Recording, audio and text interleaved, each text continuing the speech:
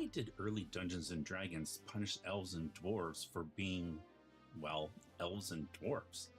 They couldn't take certain classes, they couldn't reach the same levels as humans, and seemed doomed to fall behind their human companions.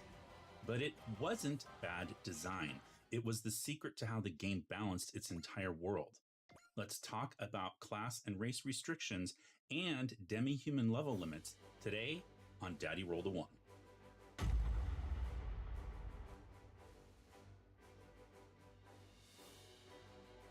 Hello there, and welcome back. I'm Martin, and this is another video in my series on the history of early tabletop role-playing games, including Dungeons & Dragons. It's also going to be part of my sub-series that I'm calling Rules Worth Remembering, but these are forgotten or little-known rules like using henchmen and hirelings, or having a mapper or caller in your party, tracking resources, and those kinds of things that can actually make your game better, or at least help explain why rules were written the way that they were. So today we're going to be talking about restrictions that were placed between which race could operate as which class, and then how far those races could advance in the classes that they chose. So for this video, I'm going to be talking about the TSR editions of Dungeons & Dragons, beginning with the 1974 edition of the original game, and then going all the way up through the 1989 release of 2nd edition Advanced Dungeons & Dragons, which continued on until the company was acquired by Wizards of the Coast in 1997, and then actually for a few years after until 3rd edition came out in 2000. So if I have time, I may very briefly just talk about how the concept changed in the modern editions. But what we're talking about here are these restrictions that are placed between class and race, and then again level limits. And for people who are new to the game, coming in with 3rd, 4th, or 5th edition, this is probably all brand new to you and you didn't even understand that this was a thing, and we're going to talk about why it became a thing. We're going to figure out the genesis of where this idea came from and why it was implemented into the game, and then talk about edition by edition how it was dealt with. Because it's dealt with differently in different versions of D&D, even though they were all published under TSR. They addressed the topic differently.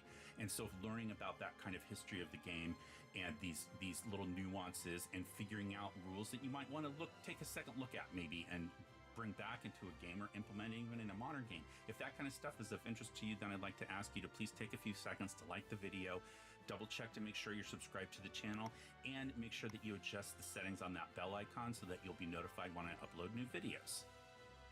So let's just frame the topic and talk about what these limits were. What is it that we're talking about here, again, to make sure that people who are new to studying this understand and have the context and the framework. So in early versions of Dungeons & Dragons, going all the way back to the original game published in 1974, there were restrictions placed on which race could operate as which class. So you couldn't have a dwarf wizard.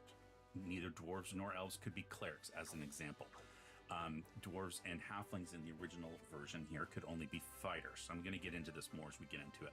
And on top of that, even when they could be a class, they were limited to the level that they could advance to. There was a level cap past which they couldn't keep progressing. So they could keep adventuring, but earning experience points at that point was pointless because they couldn't keep going up in level.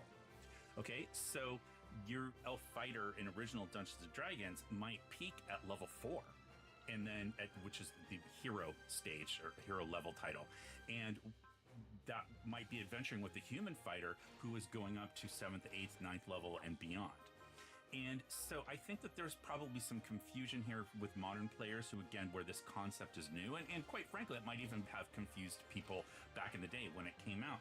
But it feels arbitrary. It feels like, why would an elf who is so long-lived, much longer lived than a human, learn, say, more slowly, which is kind of what it's implied, right? It's sort of baked into this idea. If they can only get to a certain level, they aren't learning as quickly as a human is.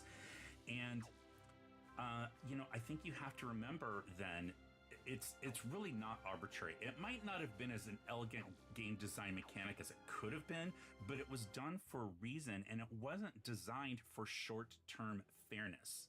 Okay, these ideas were designed for long-term campaign balance, and that's a nuance that I think a lot of people don't really see when they see these level limits, but we're going to get into why that existed and what I mean by that when I say it's not designed for short-term fairness, okay? So, and to understand why these level limits existed in the first place and these class and race restrictions existed, we need to rewind not just to 1974, but we're going to go back before Dungeons and Dragons was published and look at some of the inspirational stuff that came beforehand. Okay, so again, in order to establish that this wasn't really arbitrary, we have to understand that throughout the evolution of the concept, the creators of the game are trying to codify this idea of human primacy, especially Gary Gygax. And again, I'm going to have some quotes from here that's going to talk about that. But if we go back to, like, say, Blackmore. So we have Blackmore Foundation's book here, which is the early fantasy RPG works of Dave Arneson. I'm just showing these examples. And then I've showed this many times on the channel before. This one is First Fantasy Campaign, which is First Fantasy Campaign meets Blackmore. That was Dave Arneson's tongue-in-cheek way of saying that, because they didn't want to put Blackmore on the cover, because by the time this was published by Judges Guild, the Blackmore quote-unquote trademark at that point was owned by TSR after Dave Arneson had left the company. So now Arneson is not a role-playing game with the mechanics. It is a role-playing game, let me put it that way. It is role-playing, but what I mean is it doesn't have mechanics that are developed in the same way as say Dungeons and Dragons, and it confuses a lot of people when they try to figure out, like, what classes did Blackmore have. Blackmore didn't have classes. They had roles or archetypes. Characters played things, but they weren't codified and defined, because Dave Arneson wasn't really a codifying and defining kind of guy. He was more of a very much in the vein of, like, you tell me what you want to do. I'll put a scenario in front of you. This is what's going on. You tell me how you want to interact with that scenario, what this challenge is. You tell me how you want to overcome that challenge, and then I'll tell you what happens. Okay, so they do over time start to have seen characters. So I GM like Dave Arneson. Sheets from Blackmore before, where there's like ability scores and ranks, and they can compare and contrast. This character's better looking than this one, or this one's stronger than this other one, etc. Right? But the concept of, like, a fully defined character class with, like, experience point levels on a chart that you could look at to see how you were leveling up, that didn't really exist. However, you do have, like I said, these roles being played. And one of the things that we do have in Blackmore, pre-Dungeons and Dragons, is players playing non-human characters. You had Ross Maker, who I got the chance to meet at DaveCon a couple years ago in April of 2024. He played the very first dwarf ever in a role-playing game, which was in Blackmore. Okay, and he was at that convention, which was really cool.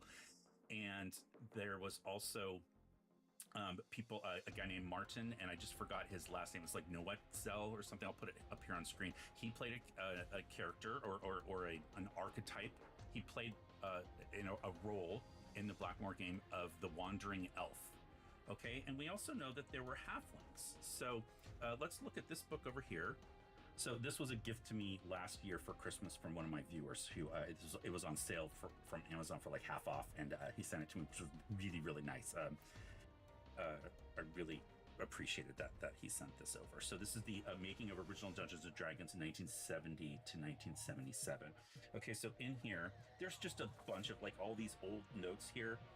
There's a lot of reprints of stuff like Chainmail and the original D&D. Like, if you don't have the box set from original D&D in the white box, and they're so expensive to get now, you could pick up this book and it reprints all of those original books and the first 3 supplements and Chainmail. Okay, but one of the things it has a lot of are these notes going back to, like, Arneson's Blackmore campaign, and the book's very heavy, but so it says here, this is from 1972, very clear. It says this is from Corner of the Table from May 1972, Blackmore Gazette and Rumor Monger. And this is written by Dave Arneson about his campaign, and he says, it was reliably reported that Mello the hero hobbit was waylaid by a street gang while he and the Invisible Wonder were investigating a robbery on the south side. So there were hobbits in Blackmore. Now, my understanding, though, is that Dave Arneson hated hobbits, or at least strongly did not like hobbits, but they are in this book. Well, they're in Blackmore, and we see that, and that's before Blackmore is introduced to Gary Gygax, when Dave Arneson and Dave McGarry drive to the Twin Cities to show Gary the game. Okay, now, in Chainmail, in the Fantasy Supplement, here, we have, well, you can see on this table here, we have halflings and sprites, dwarves, gnomes, goblins, and kobolds, and then elves, fairies, and orcs. So you've got the classic 3 core non-human races of D&D: dwarves, elves and halflings, and they're in here. And when you look at their abilities, halflings, these little chaps have a small place in the war game, but you may want them for recreation of certain battles. Remember that they are able to blend into the background and so make excellent scouts. They can fire a stone as far as an archer shoots, and because of their well-known accuracy, for every 2 halflings firing, count 3 on the missile fire table. So they're getting bonuses with ranged attacks with slings or rocks, and they're being able to hide and make excellent scouts. It says blend into the background. Okay, and then you have dwarves, and it says because of their natural habitat in deep under the ground, these stout folks operate equally well day or night, which implies that they can see at night, i.e. infravision, or dark vision if you use that term in a later edition. Okay, it says also, although they are no threat to the larger creatures, trolls, ogres, and giants find them hard to catch because of their small size and count only 1/2 normal kills when dwarves and gnomes fight with them. For either attacks upon dwarves and gnomes or returns should the dwarves be the attack. Okay, so they're talking here about giant-sized creatures trying to hit gnomes and dwarves specifically. We're talking about dwarves today, and not being able to hit them as easily because the dwarves are so small. Okay, and then for elves, armed with deadly bows and magical swords, elves and fairies are dangerous opponents considering their size and build. They can perform split move and fire, even though they're footmen.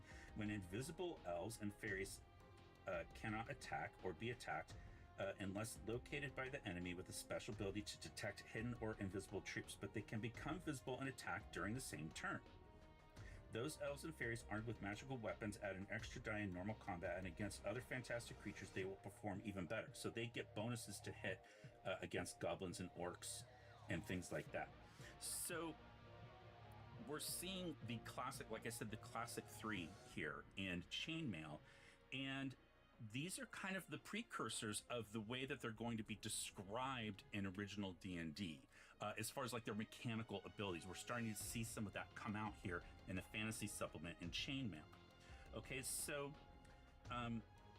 one of the things that we're going to see as well is I want to point out this letter that Gary Gygax wrote to Dave Arneson.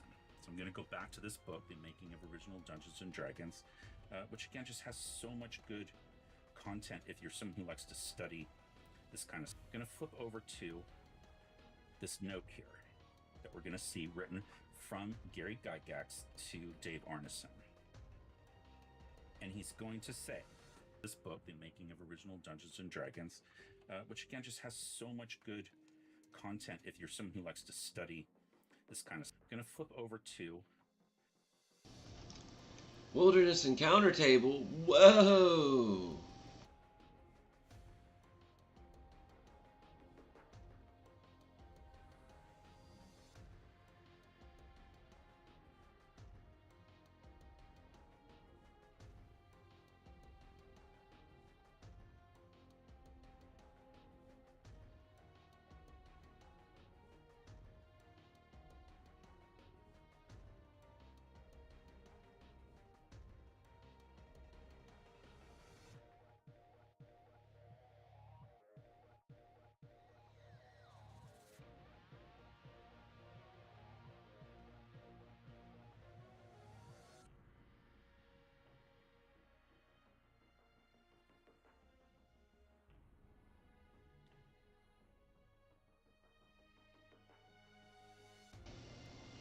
I'm gonna redo that chart because it looks dumb, but like a smart idea.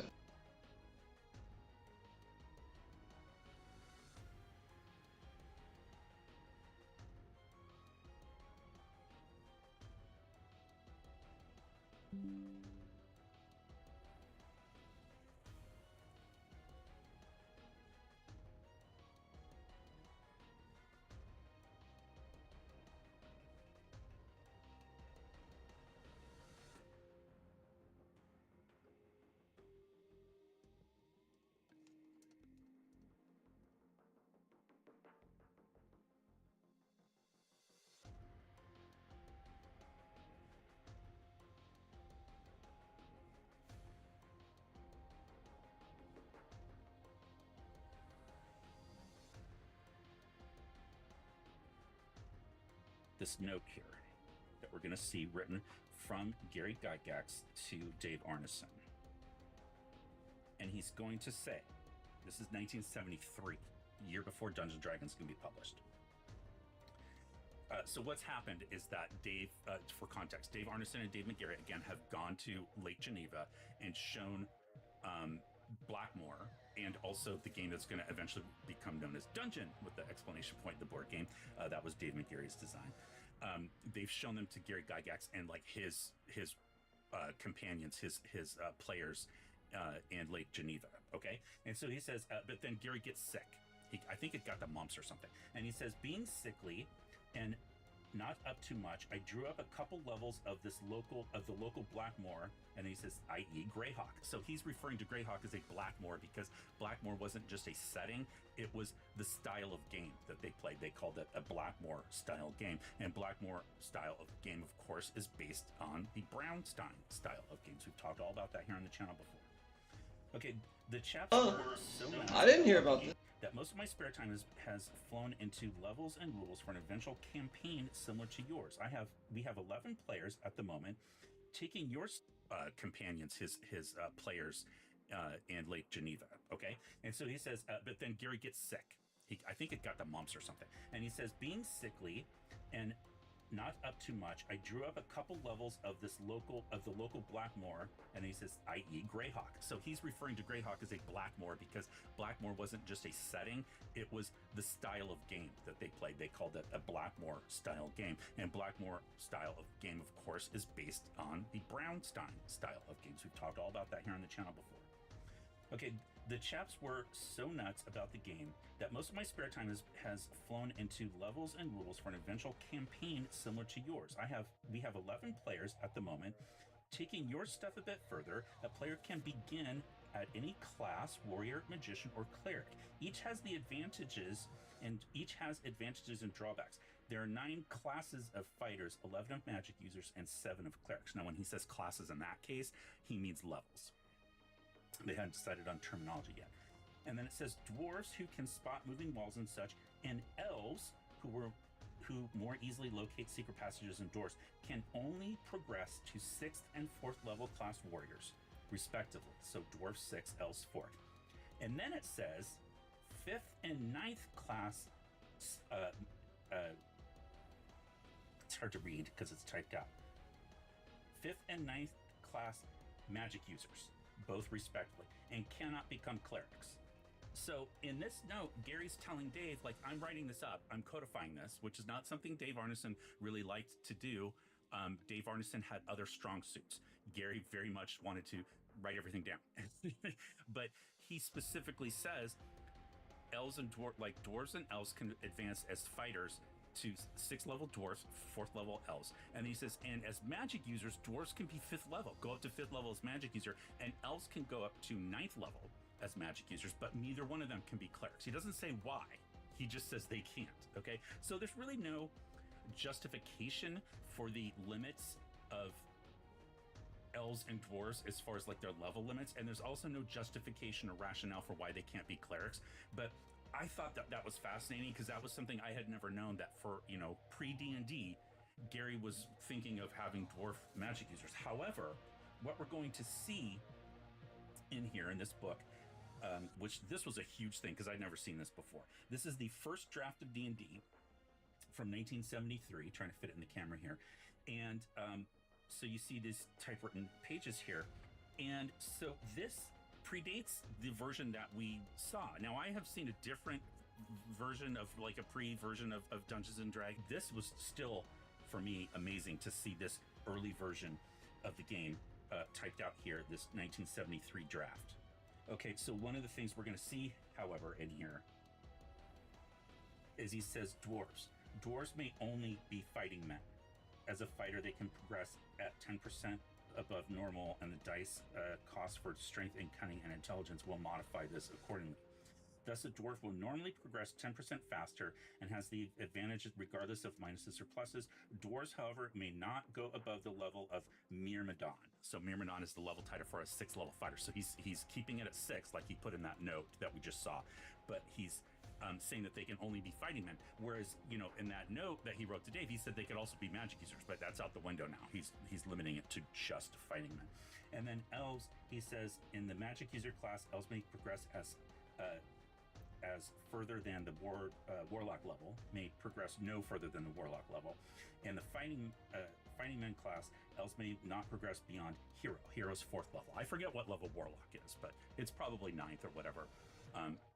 That sounds about right, because I think wizard is 11th level title, so warlock is probably 9th. Okay, so we're seeing, however, these early restrictions starting to be placed even before the game is published. Gary is making choices to restrict class and race and also level limits for non-human characters. So he's tightening these boundaries, but interestingly enough, we don't see hobbits in that note that he wrote to Dave Arneson. So there's no mention in here of hobbits in this note.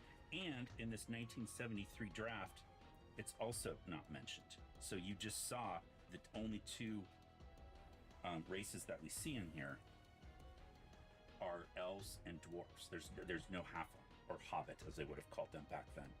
Okay, and because then it gets right into character class.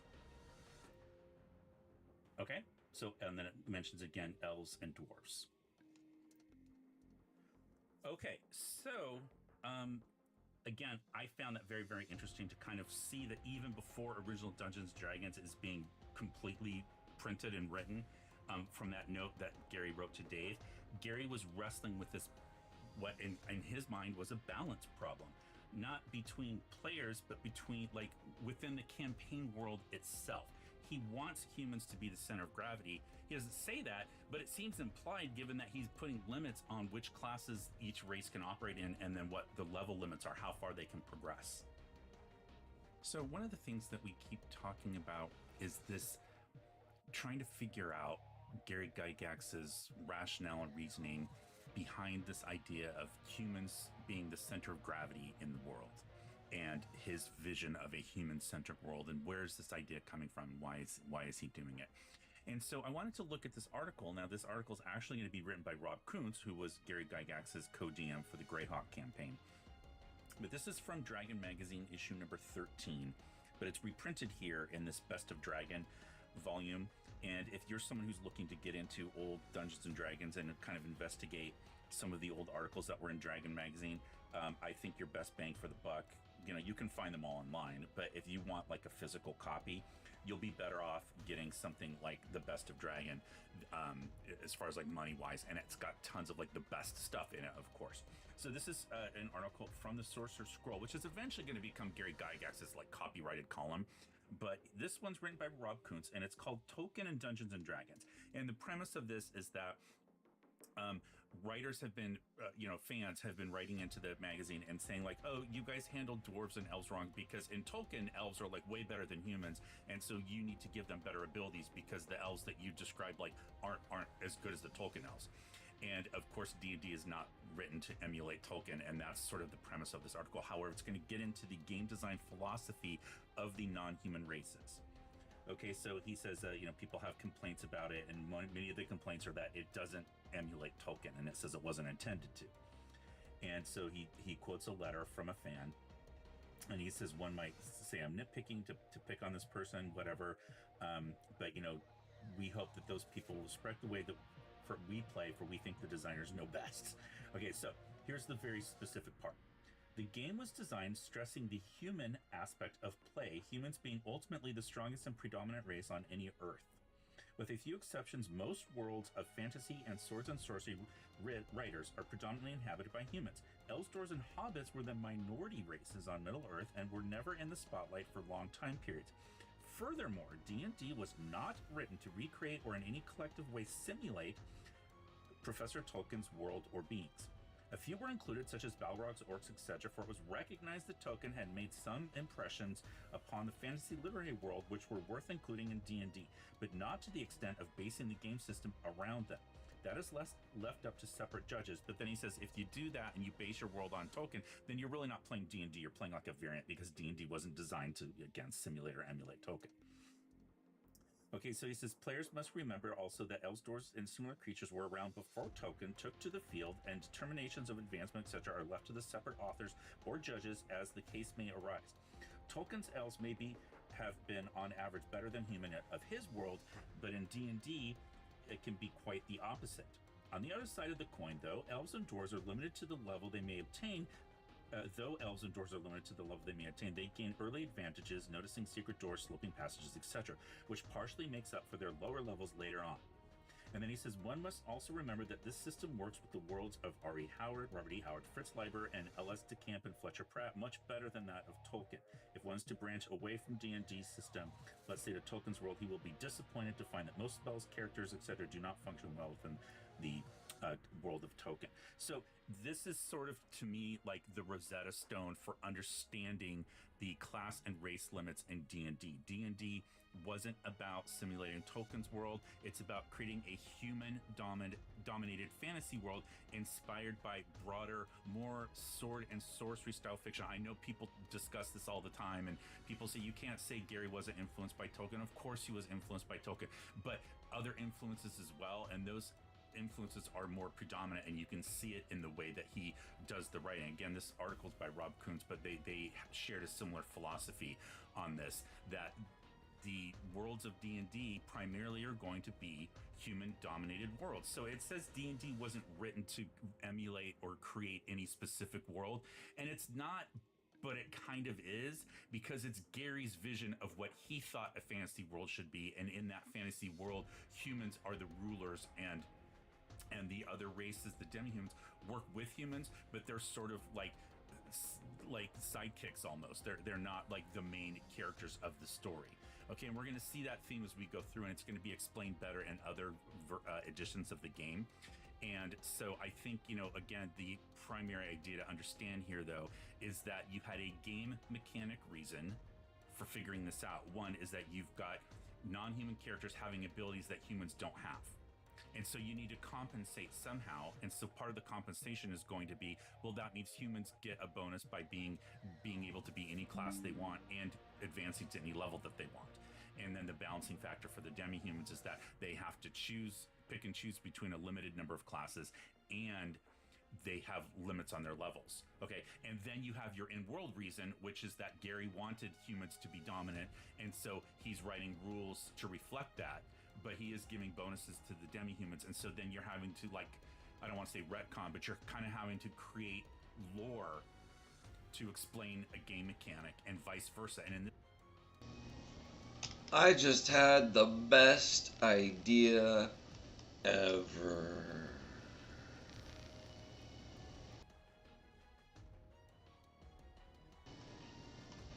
In terms of world building lore. And it's probably already been used several times. Probably several thousand by now, how much media is out there. In the lore, the original world builder didn't quite get everything right. And then there's another world builder. He gets more right, but still not quite. And then another world builder. And then it gets maybe one or two more, and then it gets up to whoever's the modern person. And that modern person finally gets it right. At least that's the idea of the stories.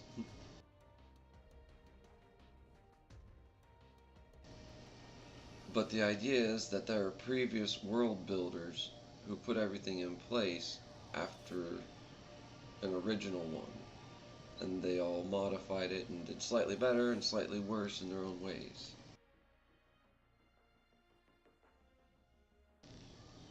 Or terribly, depending on what happened, but that's contextual. Anyways. In this case, they're very, very closely tied together. The lore reason is that Gary wants a human-dominated world. That's how he wanted to create the game. And then the game mechanic reason is that, well, he's going to do that by putting limitations on the demi-humans so that humans can eventually advance past them into higher levels of greatness and experience. Okay, so let's now... Wow, that's kind of mean. I'm gonna pretend to be the XO for a minute to clear that.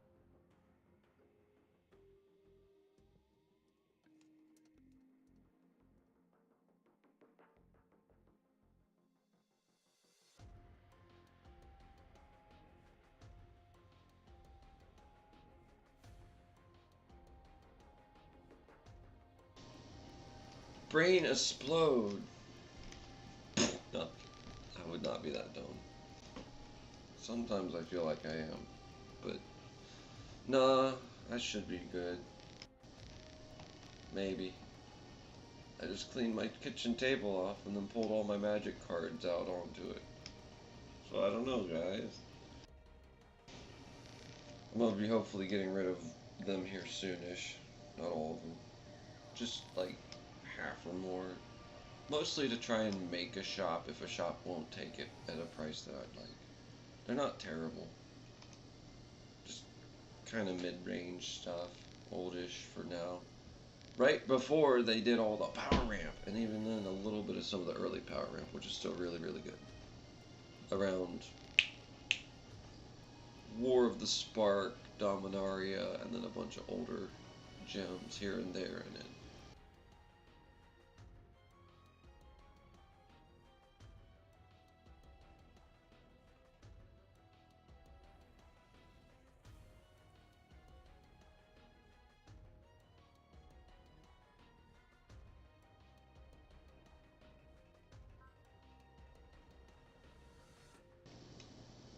As I'm sure you're all aware, Zanskar has been expanding its influence over the Earth's sphere recently. Unfortunately, this has left the EFF entirely on the back foot. No surprise there. After all, out past Mars, they're still engaged with the Volgar. Even planetary defenses are overloaded dealing with Kikaiju and robot criminals.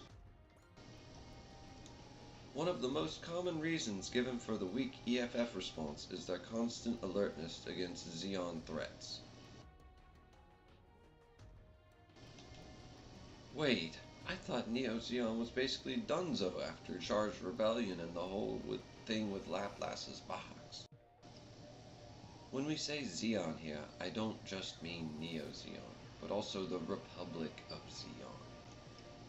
The Republic of Xeon? Who are they? After the 1-year war, the Side 3 colony, where the original Principality of Xeon was based out of, adopted a republican form of government. Meanwhile, Neo-Xeon is a purely anti-EFF organization, Earth Federation Forces, formed out of believers in the old Zabi family's ideals. You know, the guys who all killed each other, and then the last one was killed by Char with a rocket to the face, but they don't tell you that.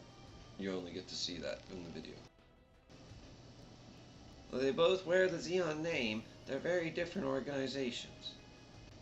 Absolutely correct. You're very knowledgeable, Kosuke. Sorry if I did Kosuke's voice wrong. Publicly, as Kosuke explained, the Republic of Xeon and Neo-Xeon are separate organizations. However, there's no end to talk that the Republic backs Neo-Xeon's activities. Wow, that's just bogus. So the Republic is just there to be a cover while they help out terrorists?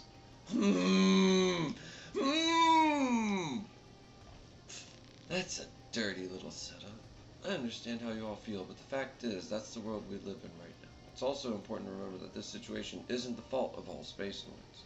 I guess that's just how things are, huh? Wait, hold on. So does that mean those idiots we encountered at Ladinia? Correct. It's entirely possible those were Republic of Xeon forces disguising themselves as sleeve soldiers. I'd say it's most likely they've mobilized their forces to strike the Londo Bell, which is a major obstacle to their future plans. What future plans are those? We can't say for sure, but it's most likely that the Republic of Xeon is taking a neutral stance, letting the Earth Sphere Federation forces and Zanskar soften each other up.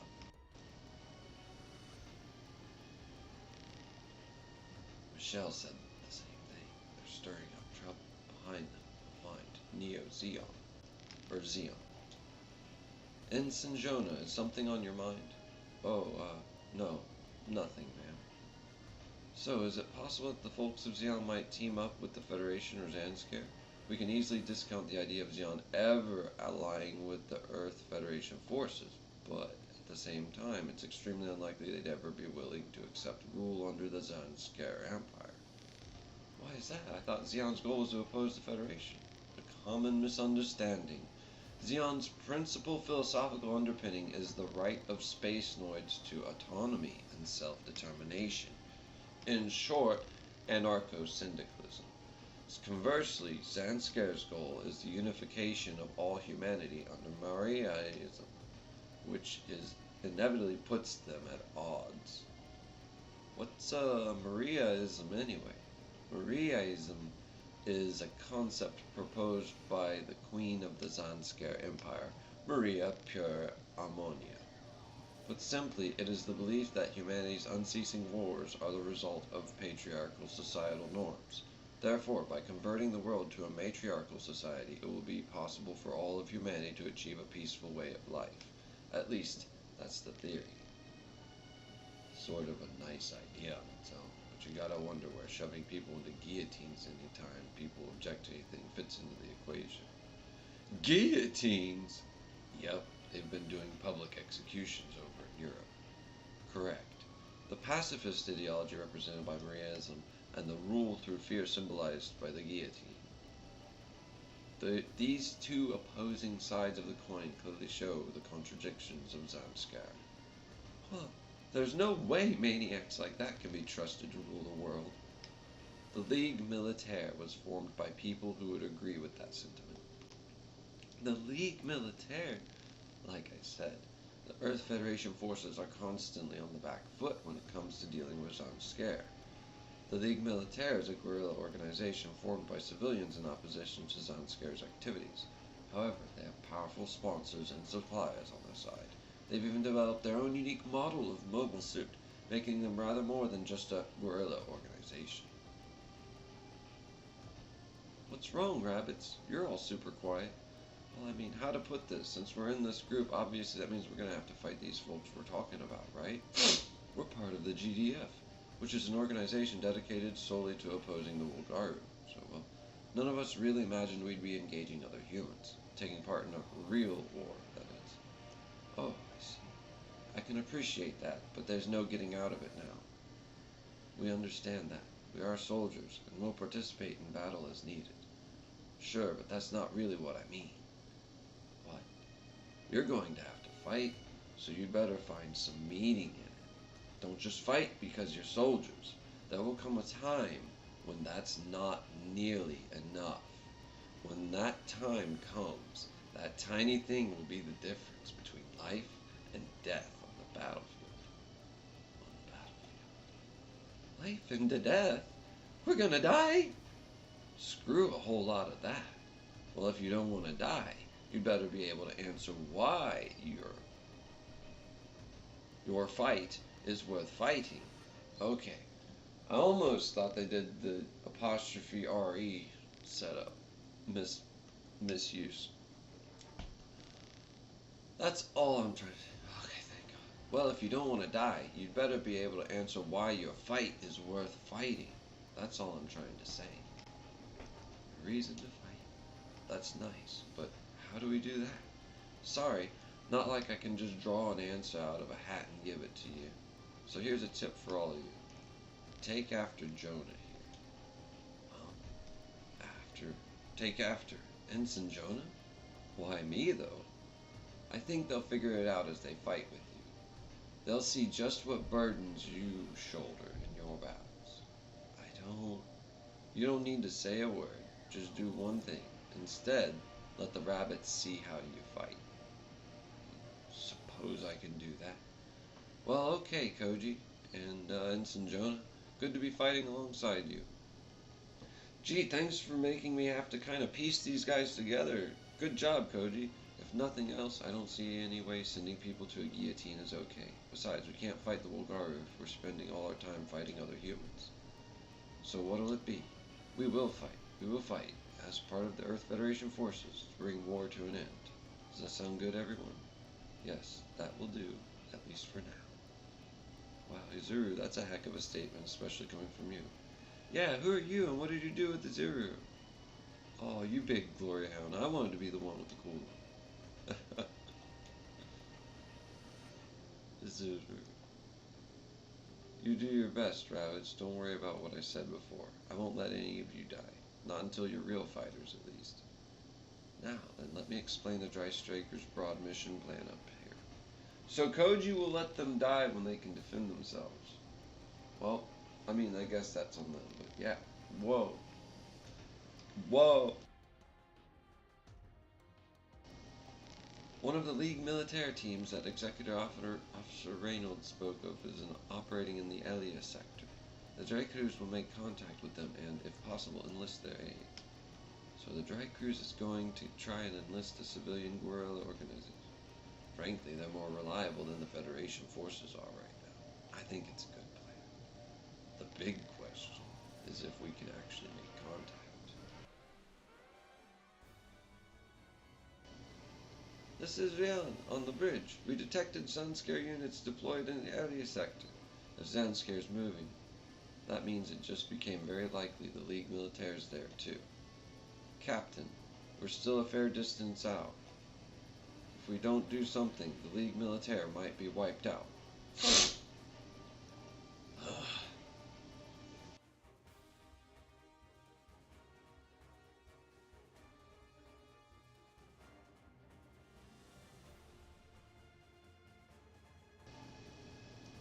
Captain, we're still a fair distance out. If we don't do something, the League military might be wiped out before we can make contact. We'll send a faster unit ahead of us. Ensign Jonah. Yes, ma'am. Equip the narrative Gundam's A-packs and scramble ahead to the Elia sector.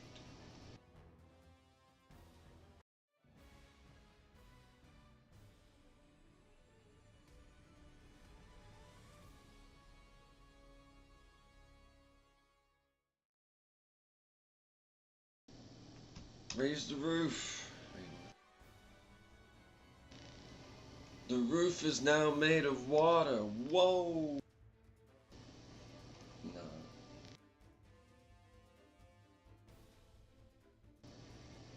What's the situation? We can't tell. The Minovsky particle density is too thick to get a clear picture. Well, don't just sit there saying you can't tell. Zanscare's almost right on top of us. We'll have to take the fight to them. Captain Gomez, bring the reinforce about. You gotta be kidding. This old wreck isn't gonna stand up in a real battle. Fine. Then deploy our mobile sleep teams. Get that victory type we picked up out there, too. Trust me, I've given them the order to sortie. Hey, Uso, it's getting real busy out there. There's a fight coming. So there's war up even in space. Even up in space. Yeah, that's why you would have been safer back on Earth. I'm sorry. Shakti, why did you feel you had to go so far as to stow away on the ship? It's just... Uso, Marbay says to get moving already. I know, okay? Uso, Corel, and I will both be helping out as best we can too. Are you okay with that, Tamashi? I've never been happy with what Zanscare does. Meeting you is just all I needed to get going, that's all. Then let's do that going, Tamashi. I know you're new, but we're still counting on you. Of course, I'll do whatever I can, Odalo. Oh no, I hope he doesn't go. Get gone. Tamashi, he's one of the people from Highland? Healy? What? How do I pronounce this?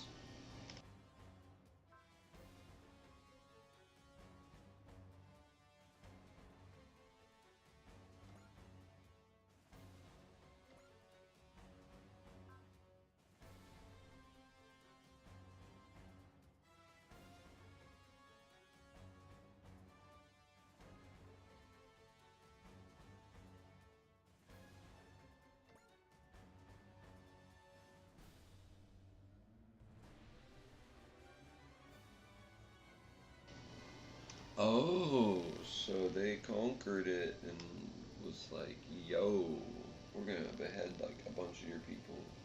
And then the rest of them were like, oh no. And then a bunch of people hopefully escaped, but a lot of people probably died. Bastards. Probably a very sad episode of Victory Gundam.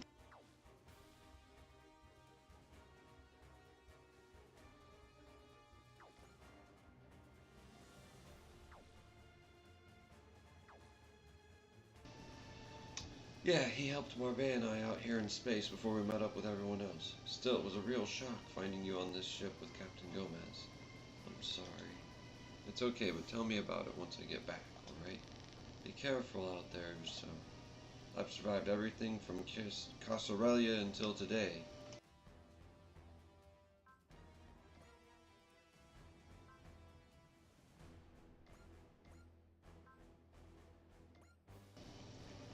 Uso and Shakti, who were living in Cassarelia, Eastern Europe, were dragged into the war as the Zanskar Empire invaded Europe.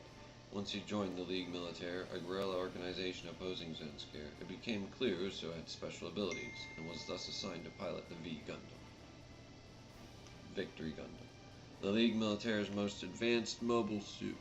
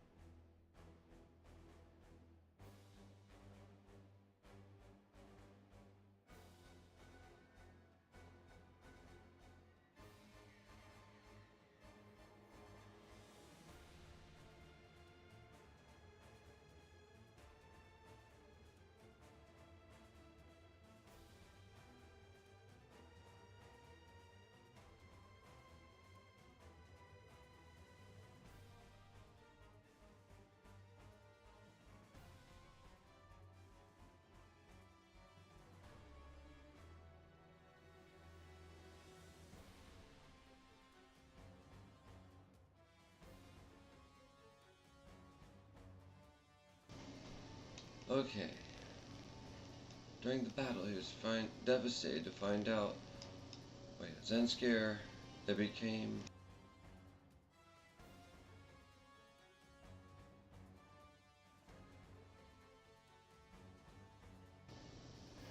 Yeah, during the battle, he was devastated to find out that Katarzyna Luz, a woman he had always looked up to, had been kidnapped by Zenskare. Even so, he continued to fight, assisted by the adults of the League militaire such as Marbet, Fingerhat, and the members of the Shrike team, as well as Shakti and his other friends. As the League's battlefield shifted to space, Usum, Marbet, and the rest of the team preceded the main force and left the Earth. That was when they met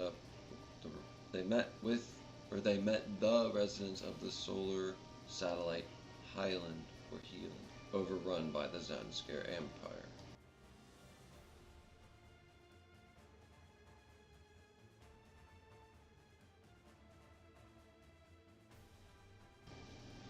I played the Super Nintendo game a number of times because it was fun and I enjoyed it. So I'm vaguely familiar of the story.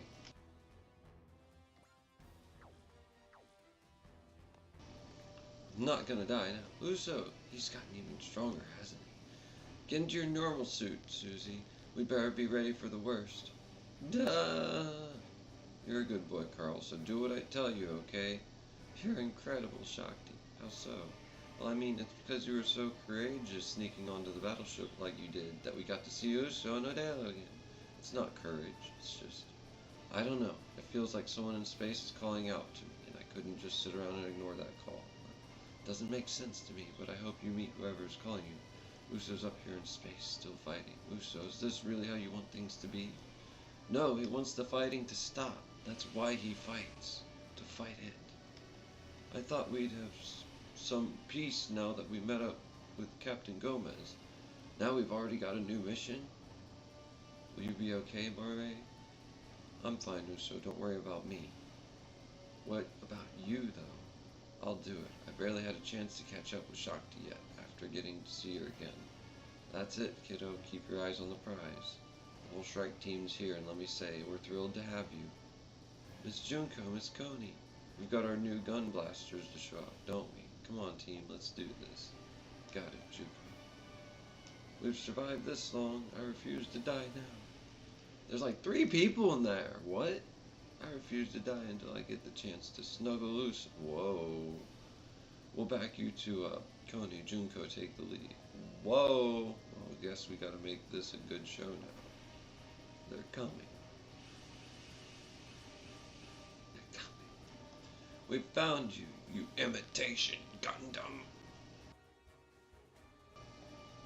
I hope you're the same one I met on Earth, because then I can make you pay for every tedious shame you've forced upon me.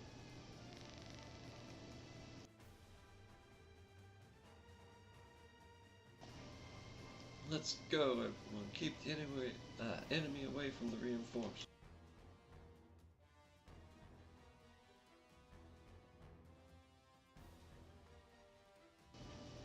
Yes, ma'am. I thought you'd fallen for my trap. More enemies! Ah! A separate unit. How'd they get all the way over there? All units, aim for the enemy battleship. Oh, shit. Damn it, we fell right into their trap. Report what blocks got hit. It's a mess. We're not getting reliable damage reports. Sound a retreat. Get our mobile suit teams back here to tie up the enemy and cover us. Take us forward, pull us back, make up your mind. Captain Gomez. You can probably see for yourself, Marbet. The reinforce isn't in any shape to fight. I hate to say this, but you need to team up with the Shrike team and buy us a little time. Roger, keep the ship safe. Watch out for the Shrike team, too. We're out in space. Stay calm, Susie. We'll be okay. Just keep hold of Carl's hand. I'm being called. Oh no.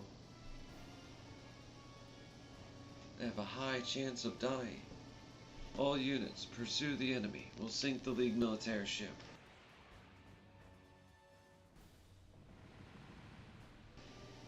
What? Where's the... What? Where's this long-range fire coming from? Is it another battleship? Not quite.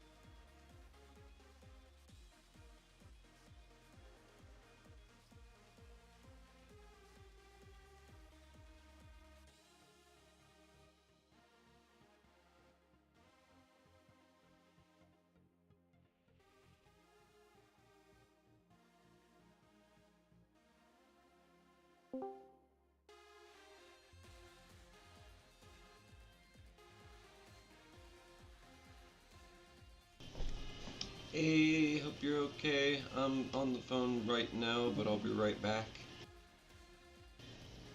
It'll be like 2 minutes at most. Also, I can hear and reply. I'm just like texting on the phone. It's not like serious. Oh. Hey. Cool.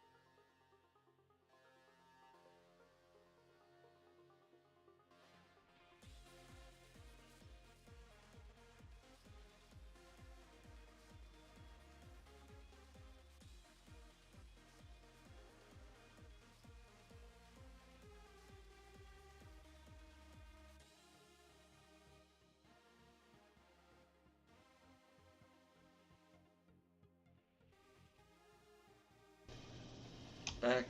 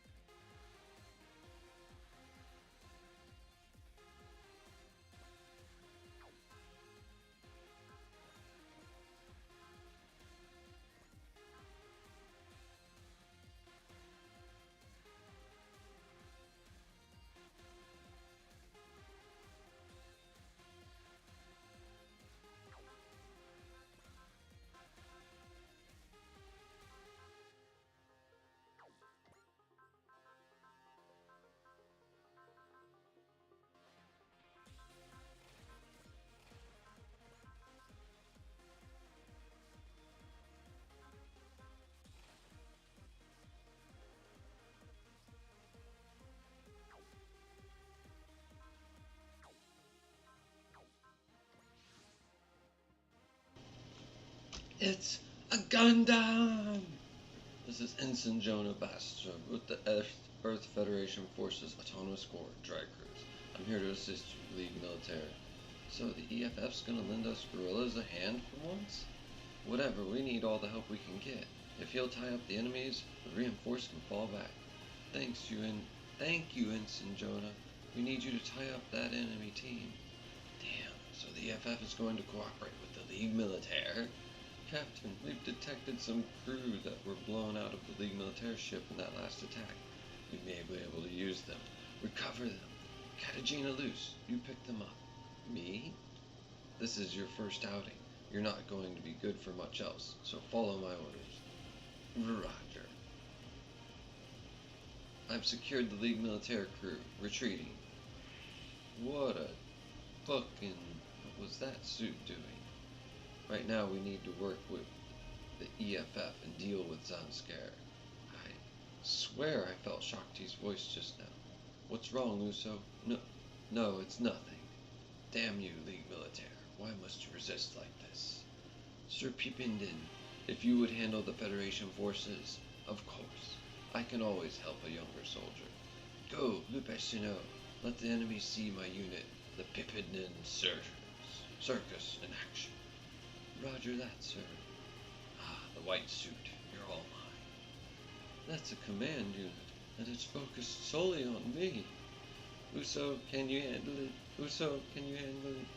I'll handle it. I gotta see Shakti again. I can't let her down.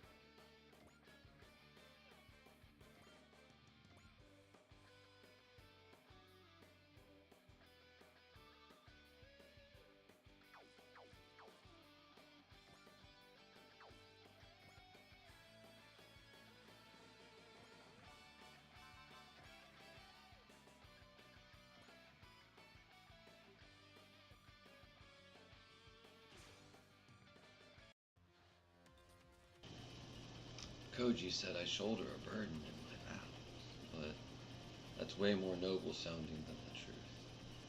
Doesn't matter though, because I've got to fight. I'll do whatever it takes. Oh, I turned the animations off. Sad.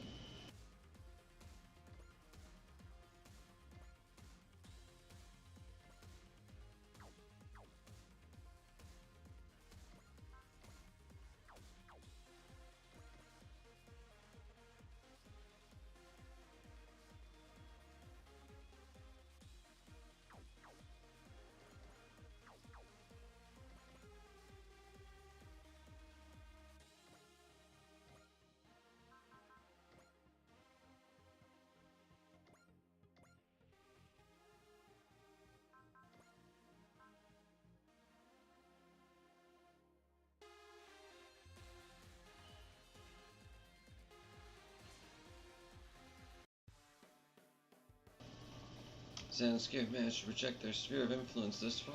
That's unbelievable. Believable or not, though, we've got to fight it. That's the only way to a future not ruled by the guillotine.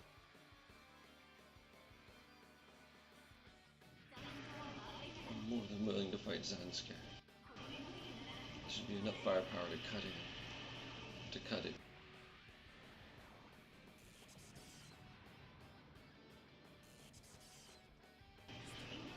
No, my machine's about to explode.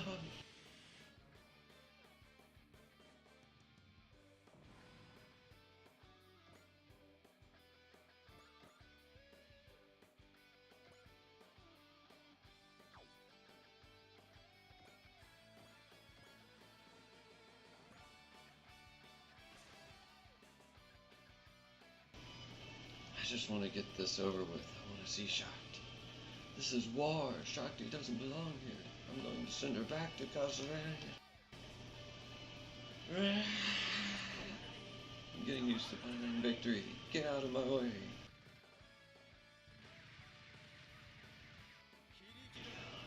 How powerless you are, League Militaire. And I hope to stop this enemy. More time. Hey.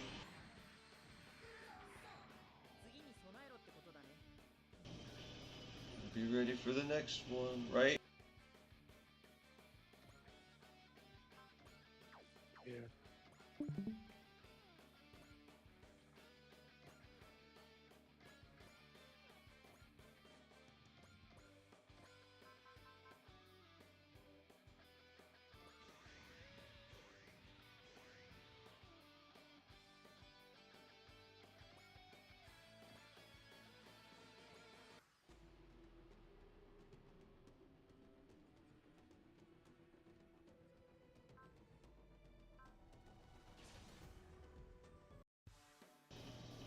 You better bring your best, Zanskar. The Shrike team's like nothing else you've faced. Come on, team, let's show them what real teamwork can do. Back me up and let's run them down. Whoa. Oh no, he's shooting, it's fun. Oh, it dodged. I saw that coming. You're stopping here, best spot. It'll get through me. And it hits. Like a champ.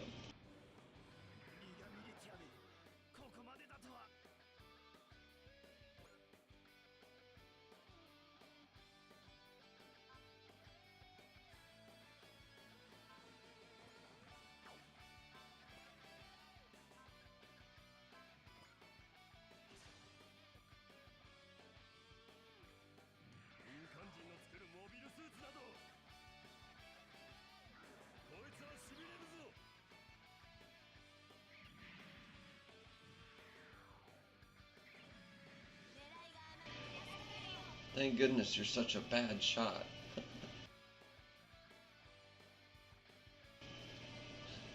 She was taunting the enemy. Ooh, I've got a beam smart gun? What?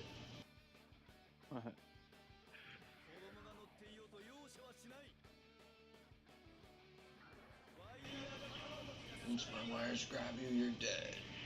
Even if they do, it just cuts them with the beam saber if I remember right. So.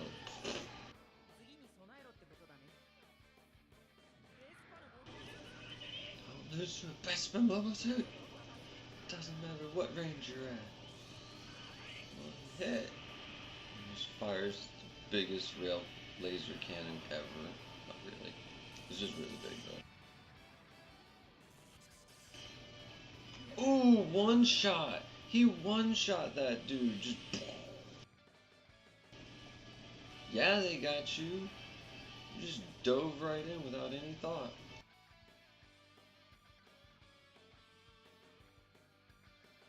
Damn.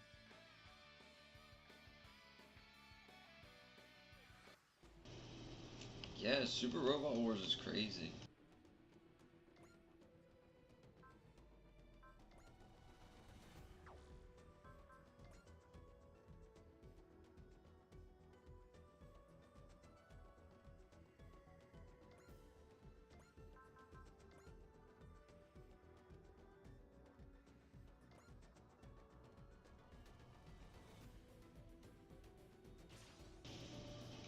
gonna look cool. Because this is like the GPO3 but newer. It's got the rocket back and stuff. Which is also reminiscent of the designs that the other mobile suits are using in space on his same side.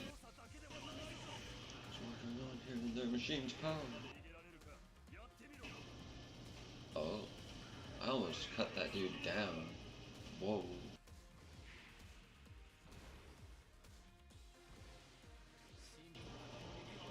Simple attack is easy to dodge.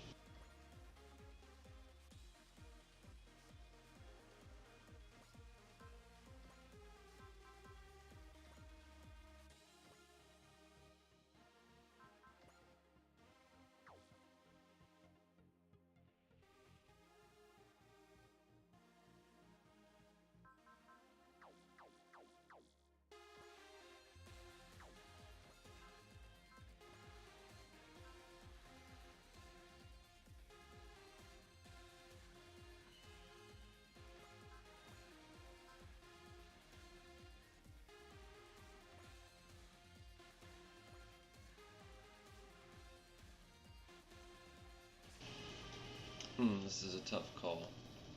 I'm probably gonna miss the first shot, but I'm gonna try it anyway.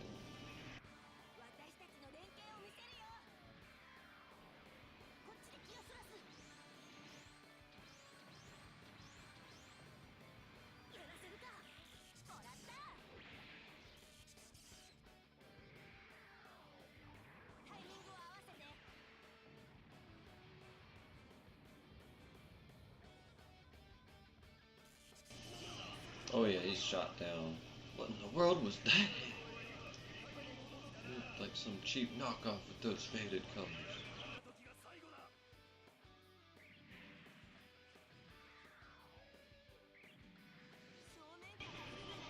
Try coming from an angle. Trying to show the kids and women how to fight a war. Whoa.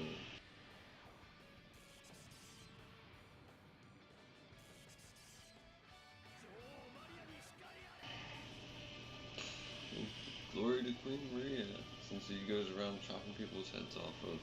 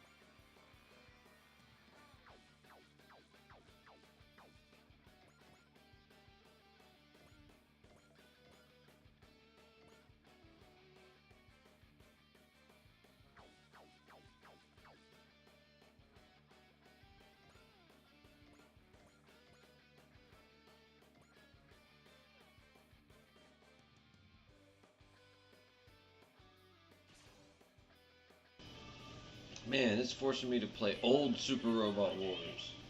I cannot do the big attacks when I move, because I don't have the ability to do the thing. That's okay. I'm used to that.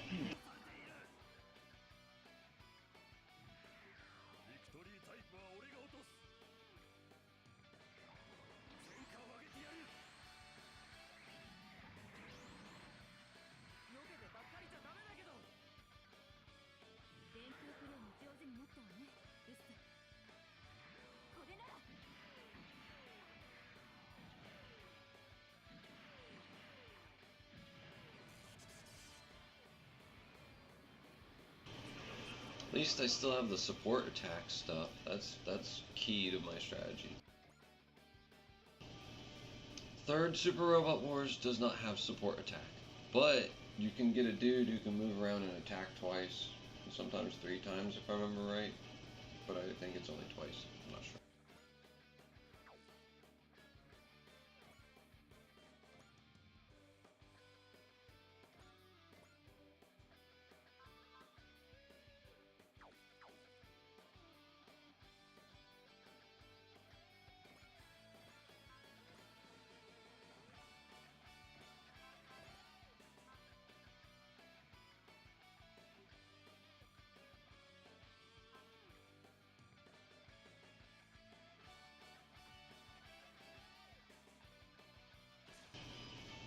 Don't have to worry about the counterattack if they're just shot down in the first place.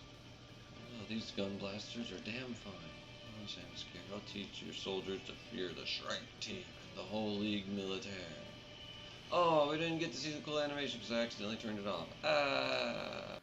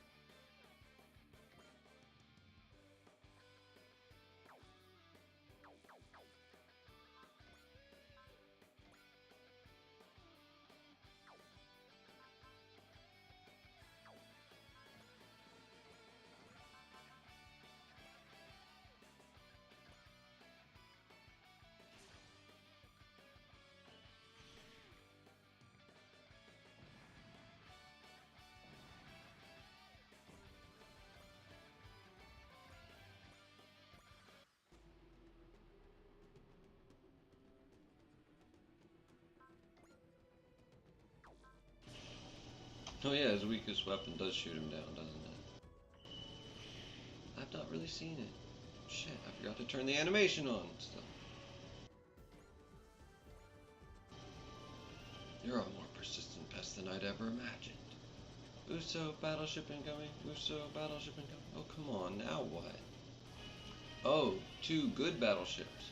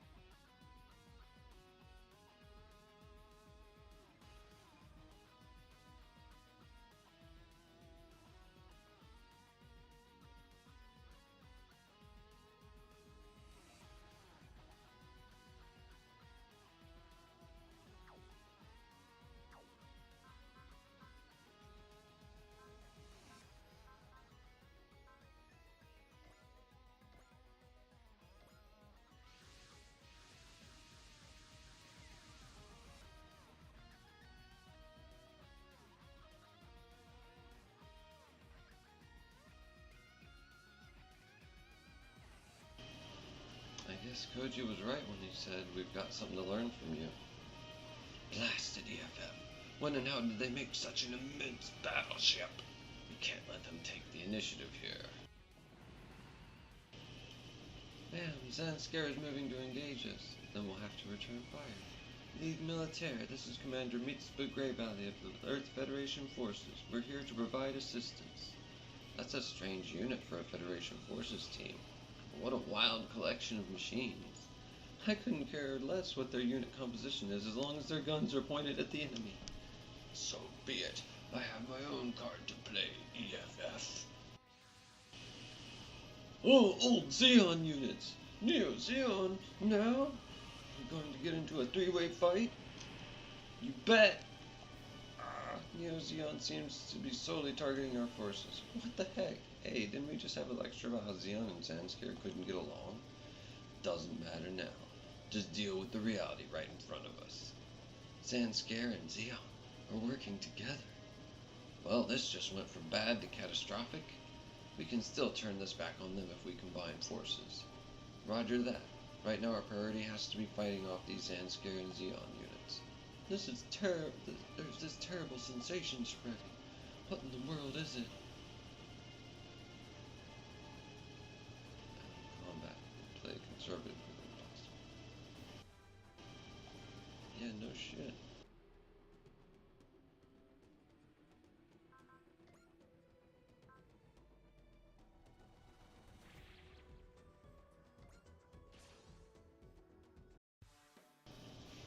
The white suit. Now's my chance to pay you back for what you did on Earth.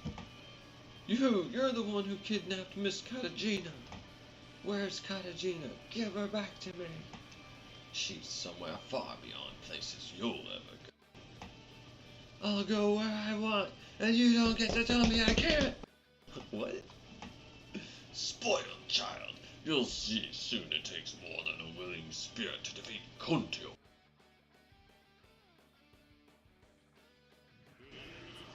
White suit of the League Militaire, today you die. End of the line. I remember fighting those.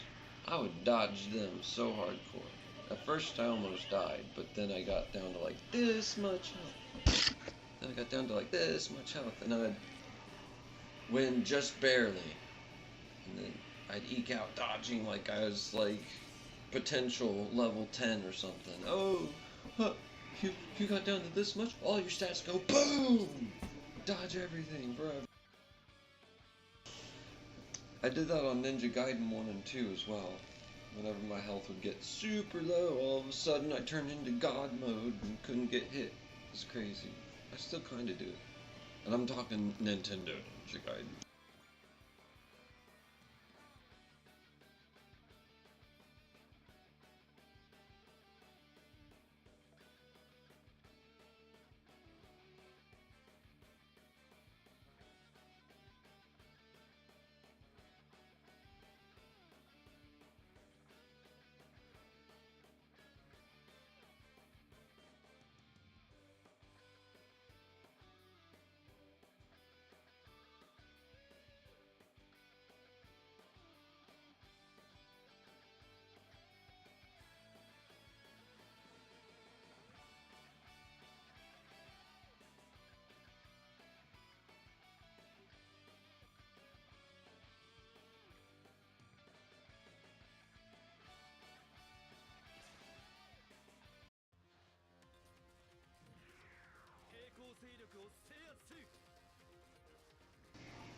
Oh, I bet you will try to crush all resistance.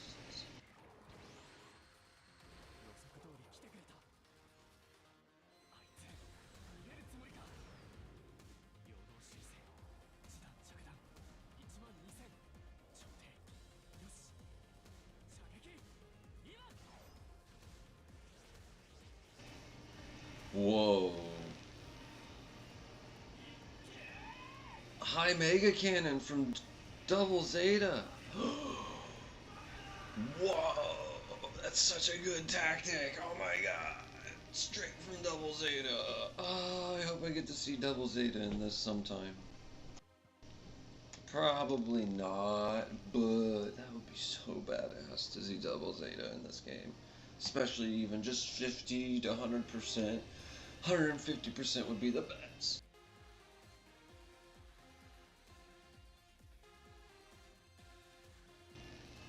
Those are types of double Zeta. There's the no percent double Zeta, 50% double Zeta is the one everybody's familiar with. 100% double Zeta has more missiles. 150% double Zeta just maxes out everything. I think there might be a 200%, but I don't know.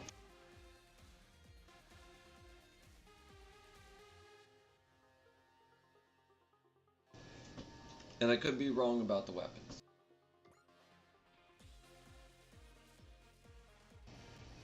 But that thing has double Zeta's head cannon in its stomach area.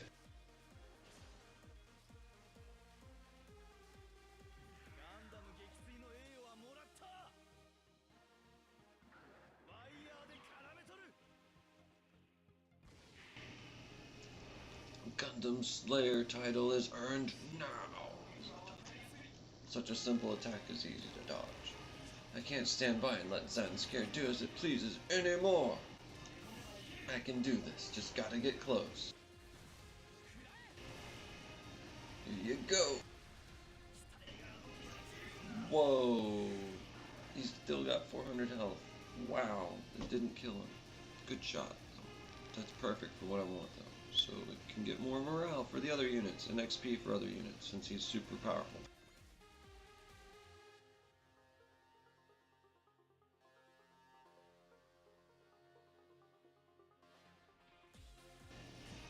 Heck yeah! This is an enemy he's used to, the Gyaradogo, from Char's counterattack, Neo Zeon forces. We can overcome a slight discrepancy in strength. Too bad it's not a slight discrepancy, it's orders of magnitude. I'm not some untrained recruit, you know. I've got plenty of strength left. Yeah, imagine like coming in to try and use this teeny little beam axe on this giant ass Gundam whose reach is 10 times your reach because it's literally a gun barrel that becomes a beam saber. Okay.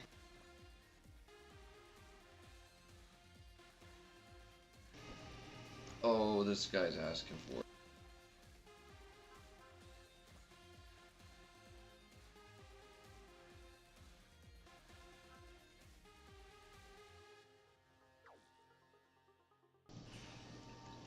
He's taking on the steel Beowulf.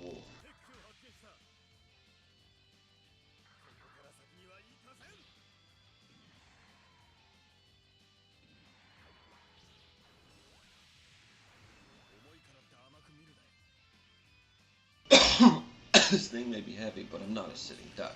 Care to bet whether this is going to take you down? A little old-fashioned, but it still packs a punch.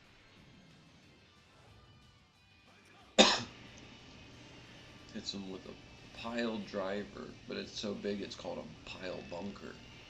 I mean, it's probably a bunker-piercing pile driver. And it's a revolver, so it shoots like 6 times.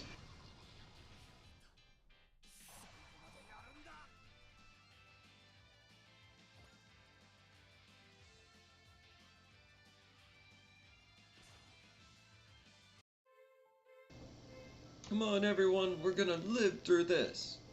Yes, I don't need you telling me. I think we all knew that, Izuru. Yeah, you're just trying to show off for that crew of hot chicks. Yeah, you big peacock. Well, I guess everyone's back to normal, huh? Then here we go, we'll fight so we can all go home together.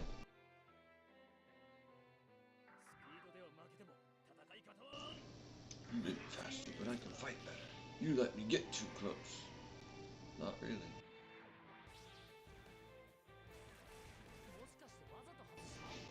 Did that miss on purpose? If it did, they must be insanely confident.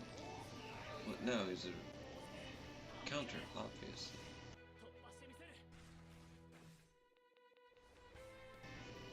Breaking through.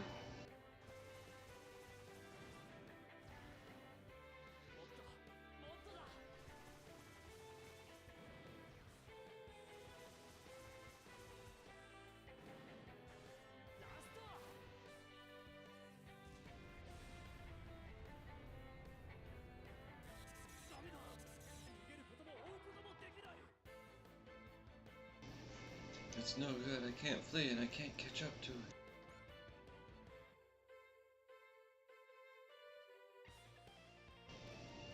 Missile pods. I love that.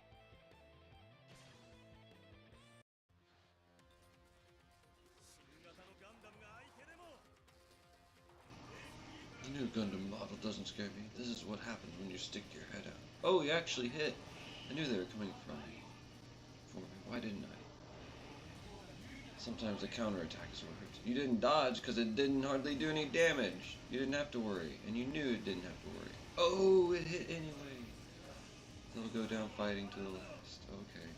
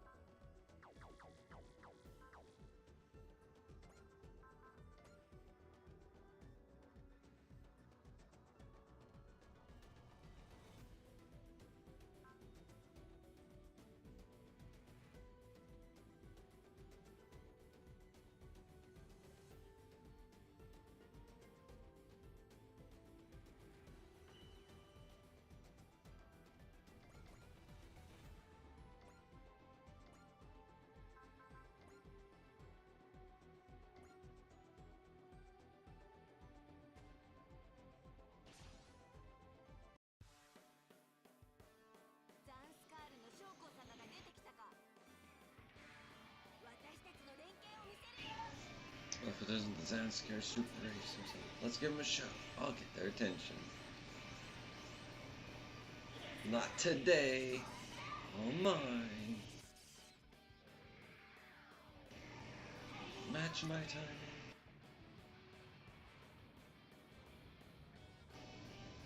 Imagine thinking those girls were inferior because they didn't accept your matriarchal rule, even though you made them. Don't get in my way. You're mine. Now say goodbye. Cancer. It's total cancer. If you can distract them, I'll follow up. In my ring.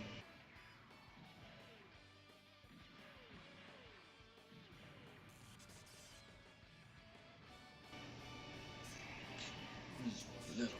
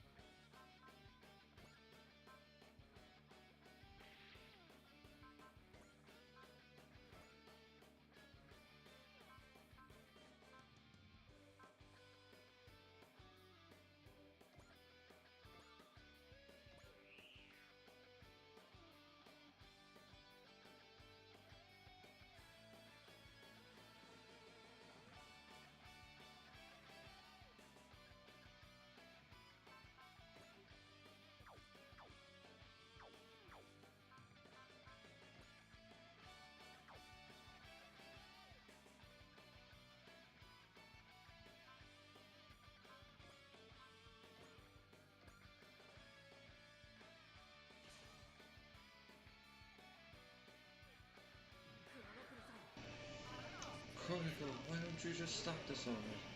Doesn't matter what range you're at. Come on, hit. Yes! No, I refuse to let this end here.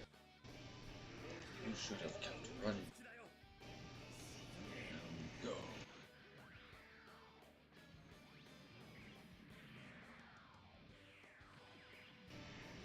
I can see it, so I can dodge it.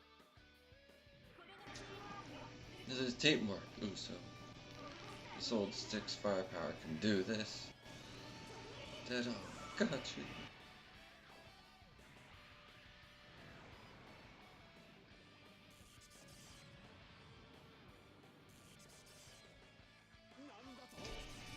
What? This is impossible. Yeah!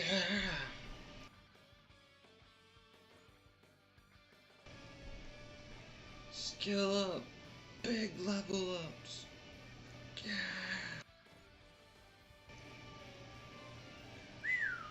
That's 30. That's 4 level ups. He should be at 5 EX count from that, not 3. Bullshit. Well, at least he gets new type level 4, like, out the gate. That's crazy. 30, 31, 30. Yeah, whoa, so he immediately gets new type, and then he gets 3 more levels. So he gets 3 more levels of new type, I guess, until he stops gaining new type level, skill level thing.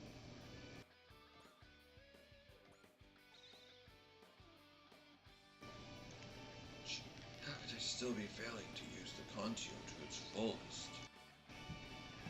Fine, we'll settle our score next time, White Mobile Suit. Katagina's with him, isn't she? Marbet said that there's no chance they'd send a civilian like Katagina to the guillotine, but...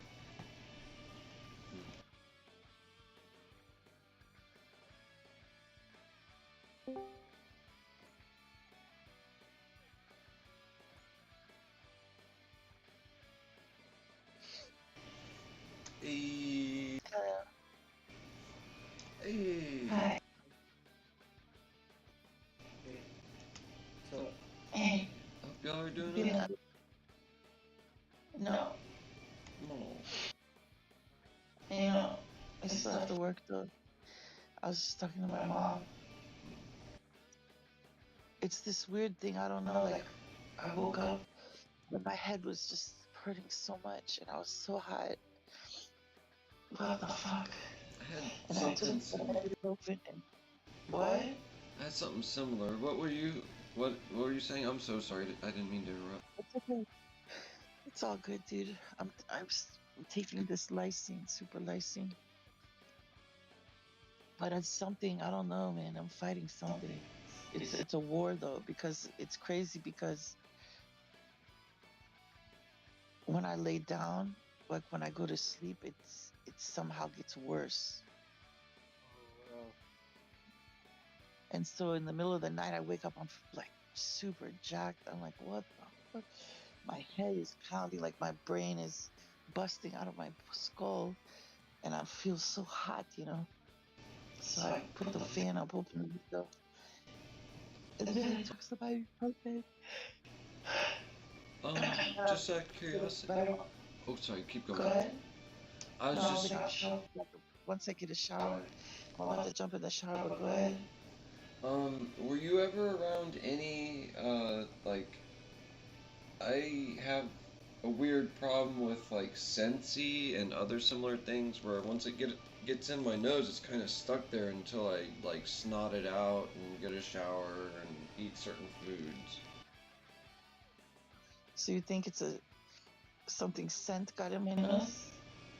It might, but not always. It could be any number of things. It could just be a flu. It could just, yeah, I don't know. I'm not there.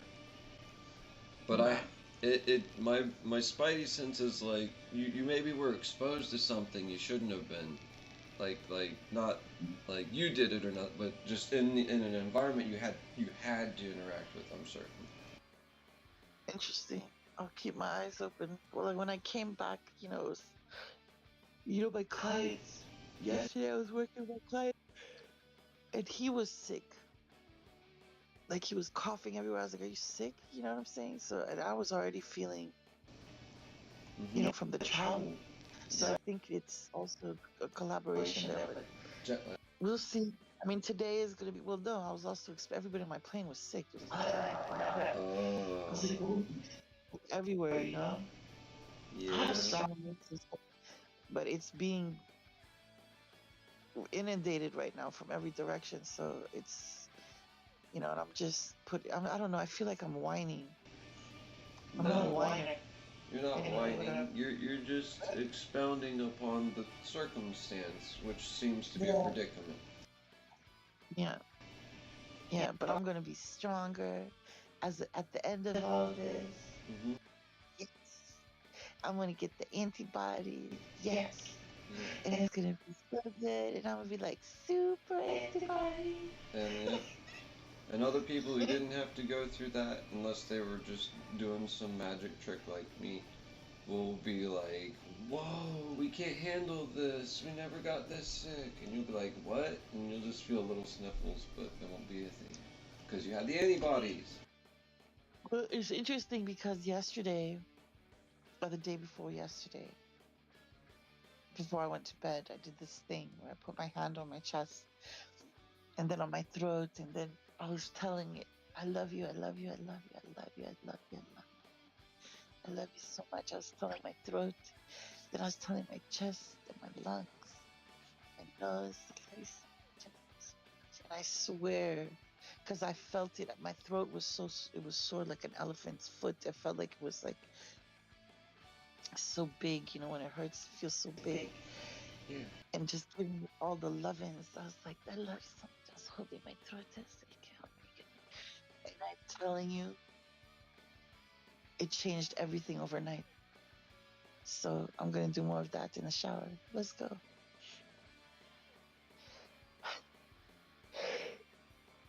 I thought about you yesterday when I was smashing it.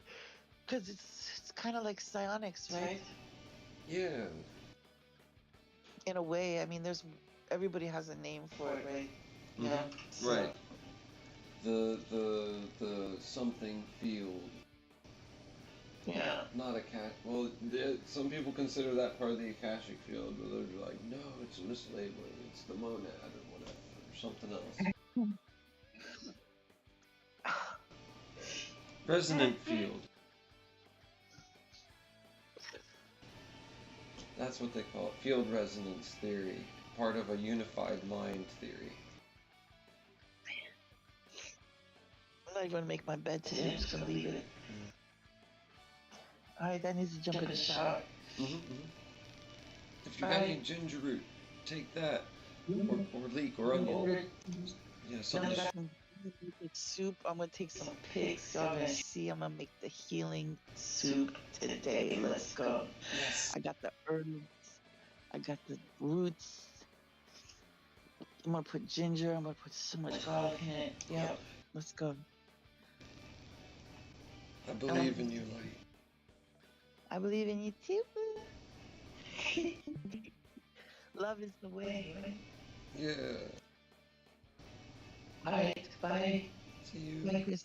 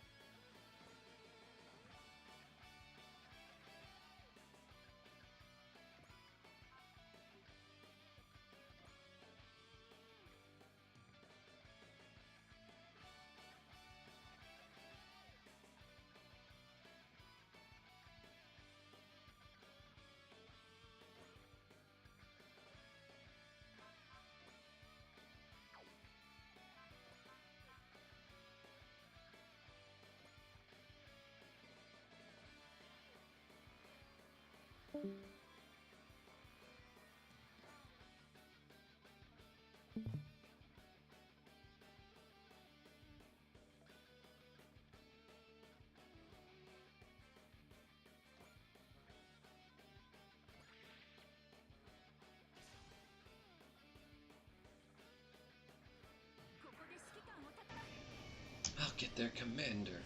No friendlies in the firing line. Okay. Let's land this shot.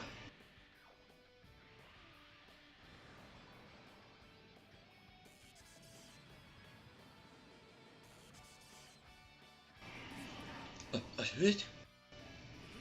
Do we really do this? You're done for.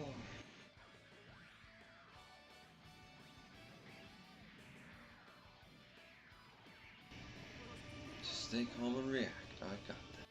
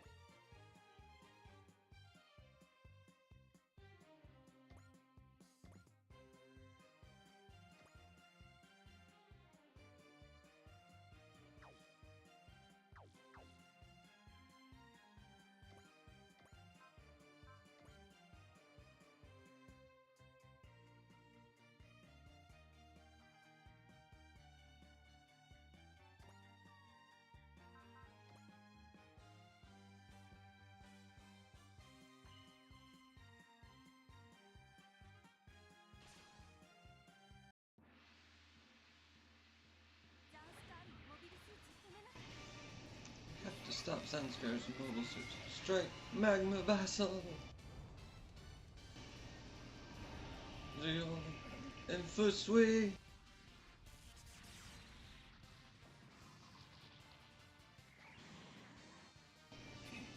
Damn, no good? Yeah, no good. Cannot fight this thing. It's a super robot. Unless you really are a kick-ass pilot.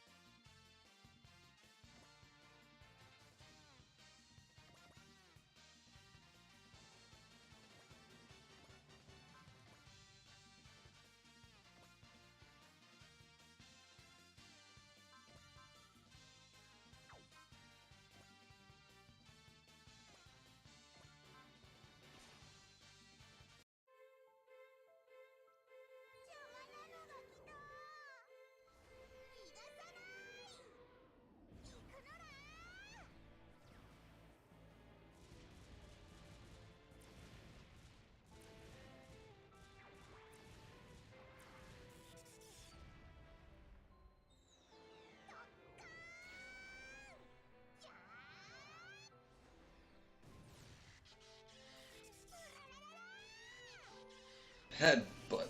Headbutt them. Not here! Not like this! Getting headbutted by a super mech. Oh my god. Piloted by a crazed child. Not just any sort of crazed child, just a little girl just shh, and then all their lasers fire off, and then they hit you with the lasers, but you're not dead. You just see this thing with a hexagon shield headbutting you to death. Just that would suck, especially if you're a Xeon dude who's like, space noids are their own type, and then you get killed by another space noid.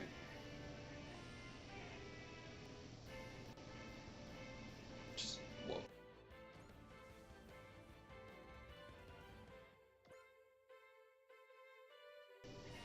Super sad. More bad.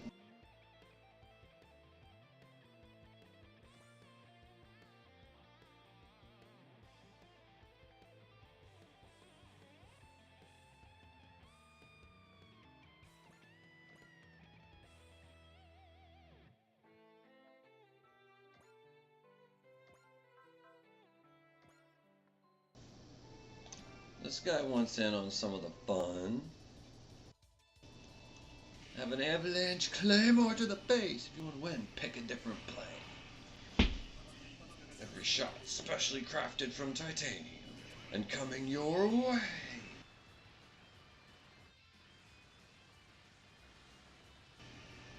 Each one of those things is like the size of a car, basically. Holy crap, he almost died. Are they that much better than me? Yes! He is built to go 10 times faster, or at least 5 times faster. Maybe only 3, but I don't know.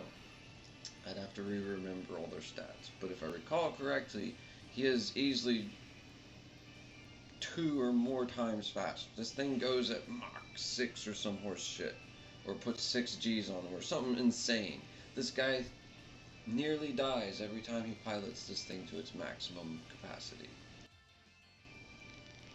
And then the weaponry is 2 or 3 times heavily upgraded. They just stuck a battleship thing on the side of them, I think.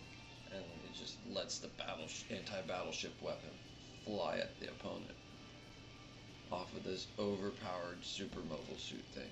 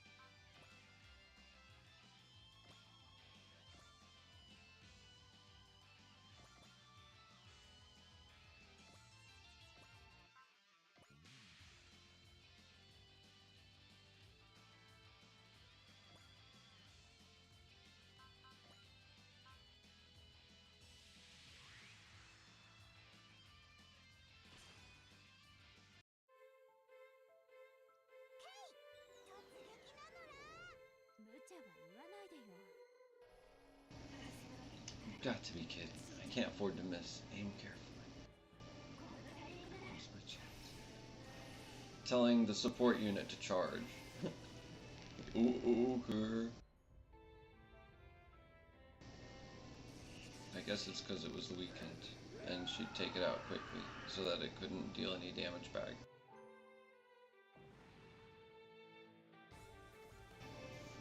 God, I feel so sad for this poor Zia. Not really, but yeah.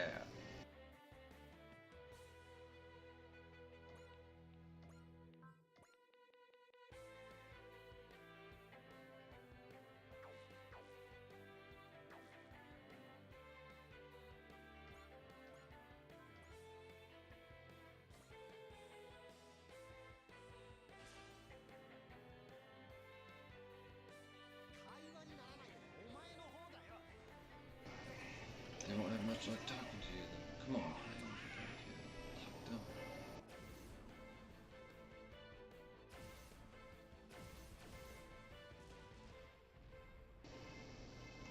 Whoa, it almost one hit.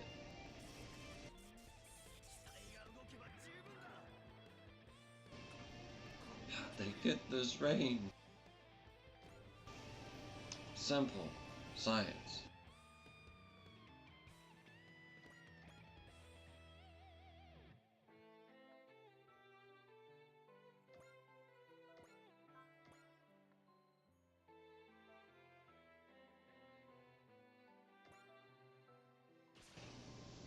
Whoa.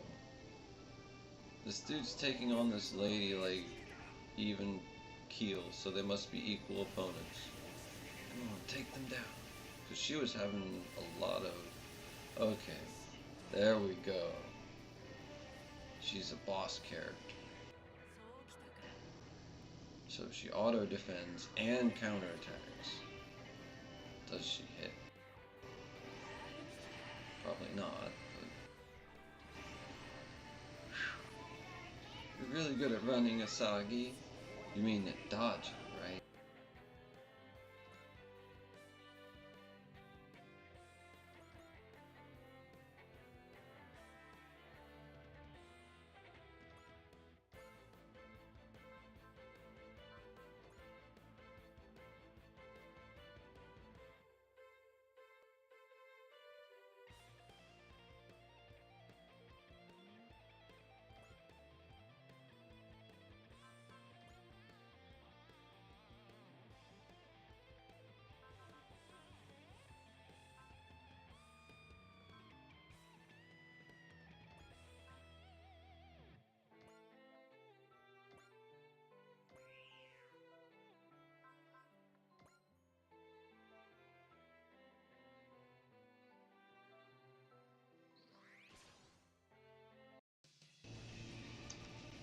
I just want to take one of them out right now.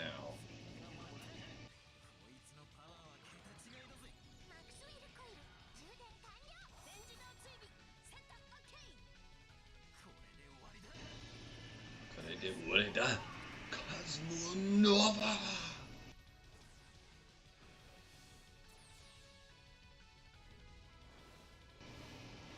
Whoa.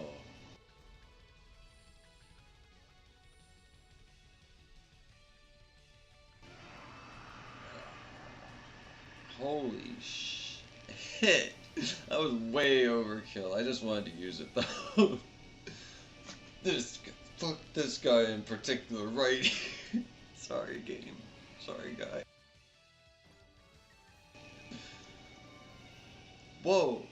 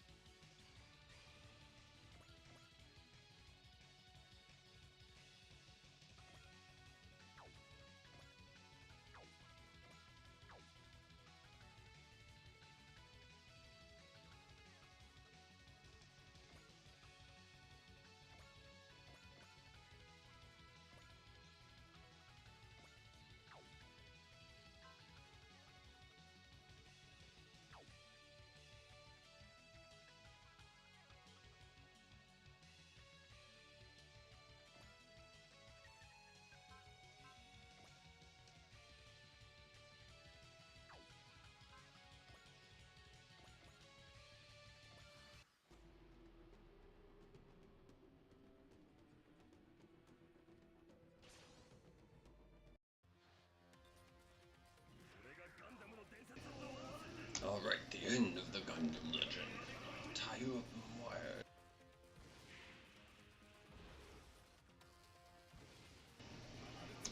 You're not gonna land a hit on me.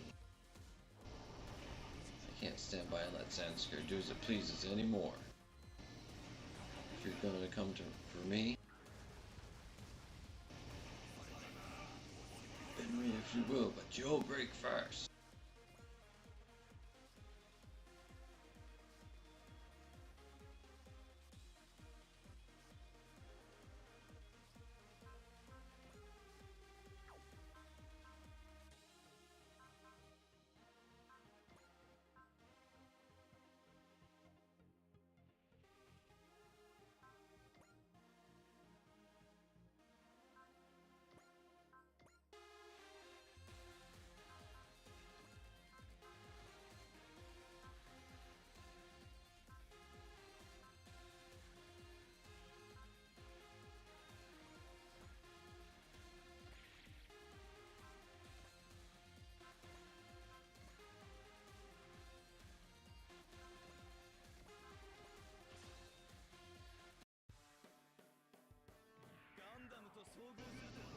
I never dreamed I'd encounter a real Gundam.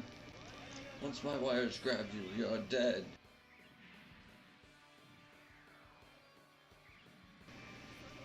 It won't hit me like that. League military will never give in to you. Got you. Corridor.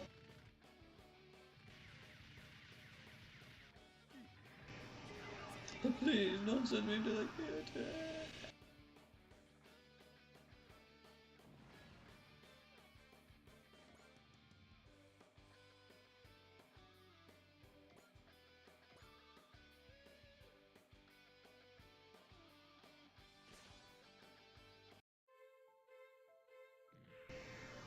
These two are gonna have a lot of fun versus each other. You're not too fast for me. You're molasses. I managed to dodge. What now? Tyrants ruling through fear? Open a path.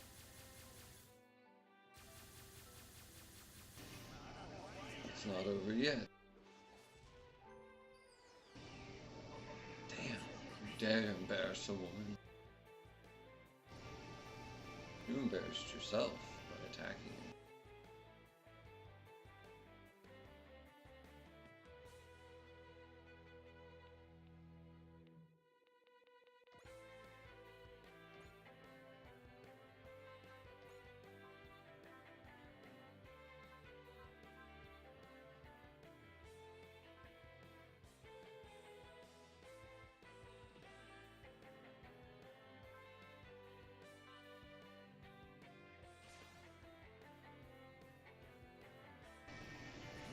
Does this thing even work against it now? If it hits?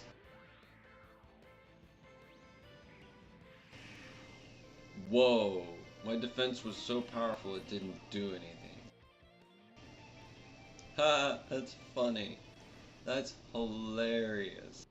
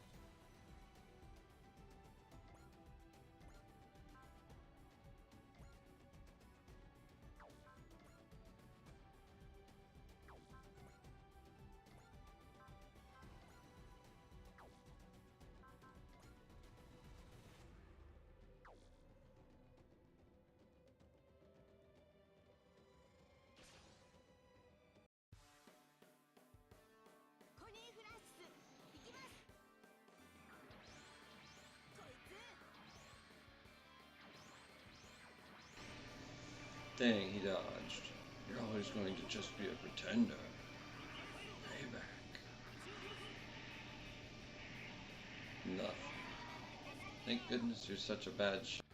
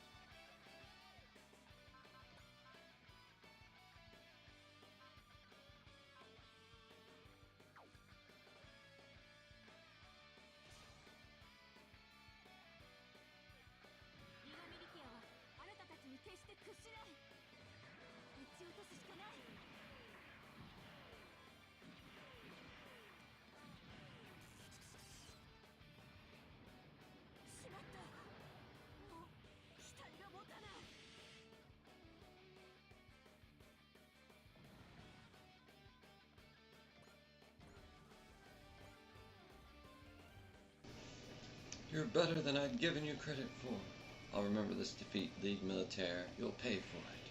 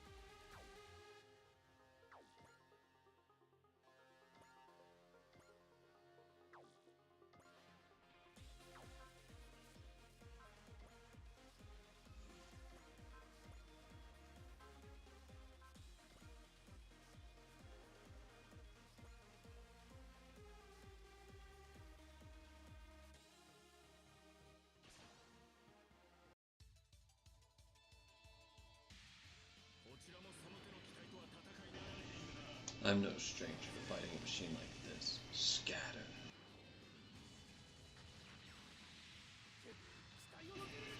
I've abandoned my own.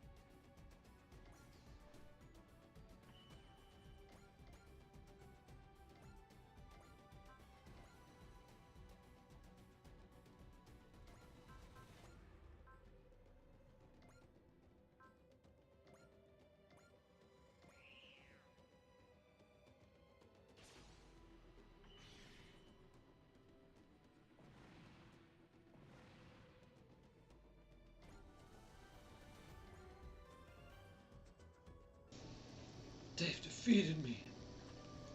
Just this once. I must admit I'm impressed. I will not be defeated again, though. Remember that when you see me again. Well, obviously somebody really loves demanding attention. Watch out, though. A guy like that would do anything if they thought it'd help them in the end. We've confirmed that both Zanskar and Neo-Zeon forces have been eliminated. I would never, in my worst nightmares, have imagined they'd be willing to join forces. The Federation forces can't hope to confront them both head-on right now. Then, if we're going to fight them, we will need the cooperation of the Ligue Militaire. Funny, because we never thought we'd get anything out of cooperation with the EFF. Junko, don't. No, the fact is, that's a reasonable thing to think about the EFF as it stands. However, the Dreisträger and our team, the Dry Crews, exist to change that situation. Hey, is everyone safe? Everyone's fine, Captain Gomez. We fought off Zanskar with the help of the EFF. Granted, it's kind of out of the frying pan and into a fire as far as the eye can see. League Militaire Battleship, please respond. This is Commander Mitsba Grey Valley of the Earth Federation Forces. We would like to discuss the possibility of further cooperation. Well, Gehenna, I doubt they've got anything bad planned for us. Let's head over and hear them out. Lieutenant Gomez, you and the pilots will accompany me. Roger that, sir. Commander Mitsba, I need to report to my superiors about Zanskar and Neo-Zeon. I'll let you negotiate with the Ligue Militaire. Roger that, sir. What's wrong, Uso? Oh, well, nothing's wrong. It's fine. What was that, though? I could have sworn I felt Shakti for a moment back there. Not just Shakti, either. I felt some kind of warmth, too. I see. What you're saying makes sense to me, Captain. I'm glad to hear that. Now that we've clearly seen that Zanskar and Neo-Zeon are formally cooperating, it is my judgment that the Dry Crews should cooperate with Ligue Militaire. Same as me, basically, huh? What do you mean, Lieutenant Gomez? Technically, I'm in the employ of the EFF, but the struggles of the Ligue Militaire lit a fire in me to do what I could for them. Of course, all Lieutenant Gomez could bring us was one junker of a ship. Sure, you say that, but as I recall, the reinforces the core of the Ligue Militaire's forces right now. On that subject, Commander Mitsba, yes, the reinforce is ultimately capable of only so much. If possible, we'd like you to handle engaging Zanskar for now, while our forces serve as a diversion. What do you say? We've already agreed to help you. If you're willing to lend us units, we'll participate in your plan. Oh, well, I suppose we can do that. Yes. Thank you very much. We will then take the Ligue Militaire Mobile Suit team aboard then. Hey!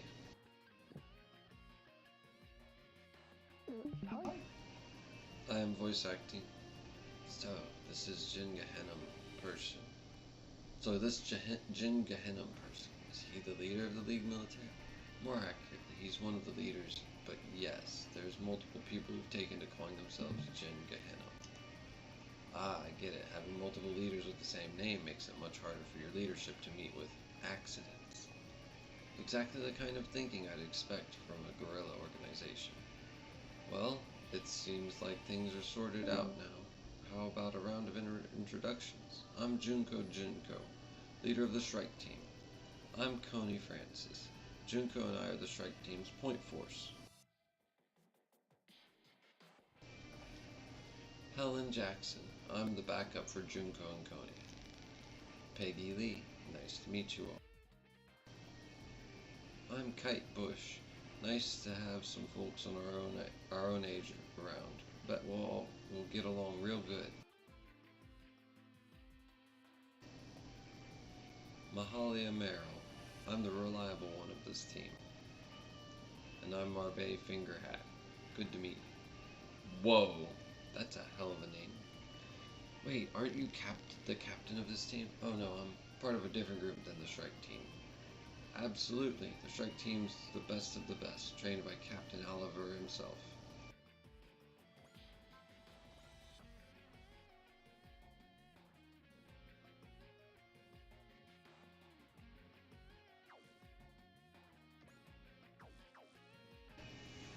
You're you and not the captain, and that goes both ways. Don't feel like you need to fill his shoes. Yes, I know that, thank you. Incidentally, don't you think the way you address him is a little brusque for your commanding officer?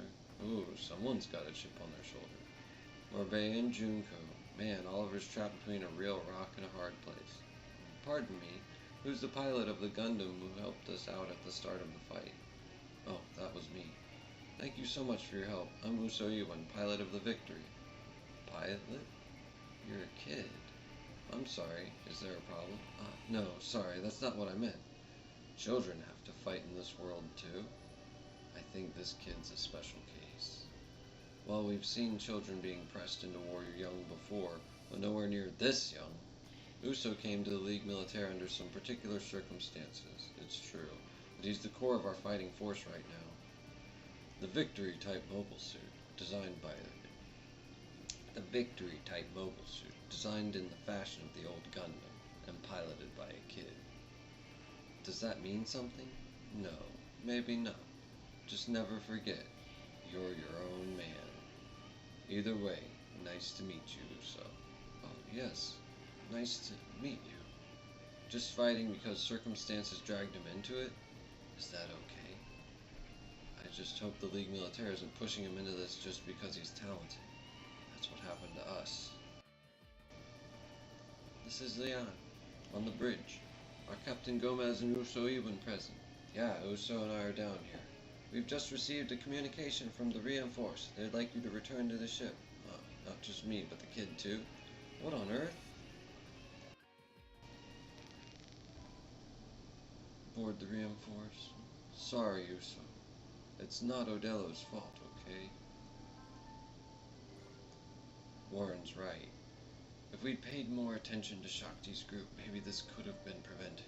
Shakti and the others must have been tossed out into space from this hull breach opened by the enemy's attack. Damn it, if we'd at least noticed right away when they got lost. They're fine. Hey, are you listening to us? You can't be serious.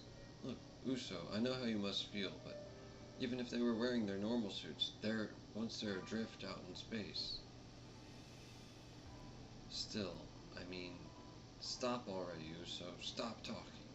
But shut up already. I don't need you feeding us false hope. I'm not. I know I felt Shakti. I'm sure I heard her say she's okay. Uso, is this some type of new type thing? People who have adapted to life in outer space, considered by many to be the next step of human evolution.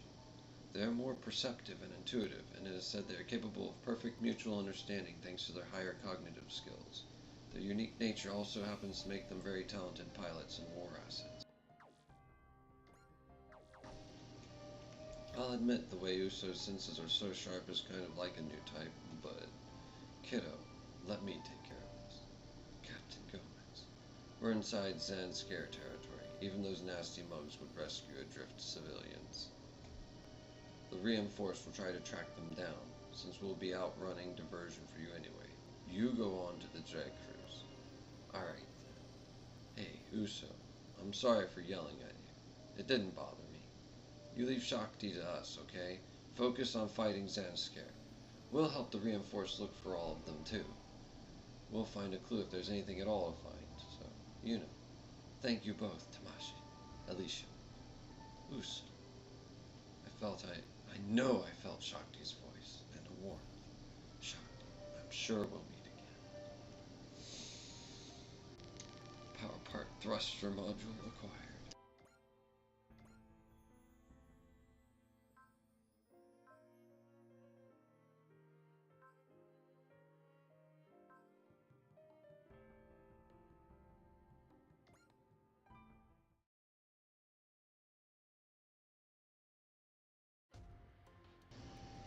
We received official orders from EFF HQ. We're to investigate the Maradeuteronicus on Mars. Orders from on high? Sadly, we're not autonomous enough to simply blow those off. I'm sure it's a grave emergency. The dry cruise will now head directly to the Maradeuteronicus.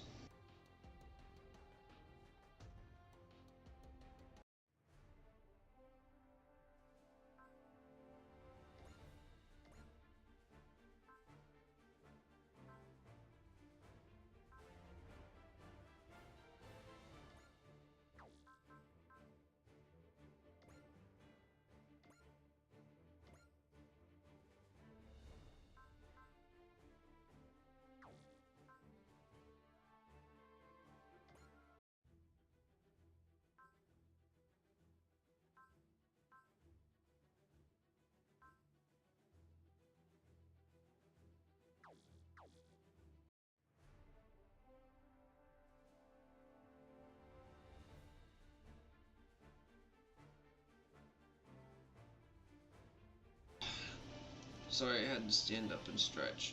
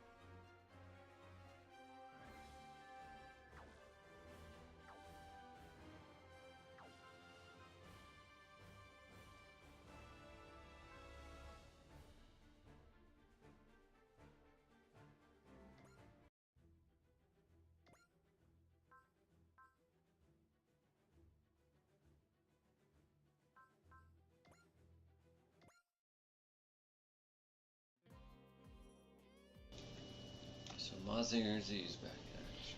What's up, Shiro? Wish you were there in the piloter? Nah, my bro's always gonna be the best fit for Mazinger Z. Besides, I'm a fan of the Ichinana myself. Getting it done up in custom colors really makes it feel like it's yours, doesn't it? Exactly. Koji's got Mazinger Z, I've got my Ichinana. Even with customizations, is the Ichinana gonna be up to snuff against those new and improved Kikaiju? Hey, it's like they say, it's not a machine's performance that decides the outcome of battle. Shar Asmal said that. Yeah, well, I happen to agree. I'm gonna stick with my Ichinana through thick and thin. But to make that happen, I need to step things up. Gotta train hard every day. With an attitude like that, I know you can do it, Shiro. Seeing someone with that much love for their machine, it makes me want to work that much harder in the garage.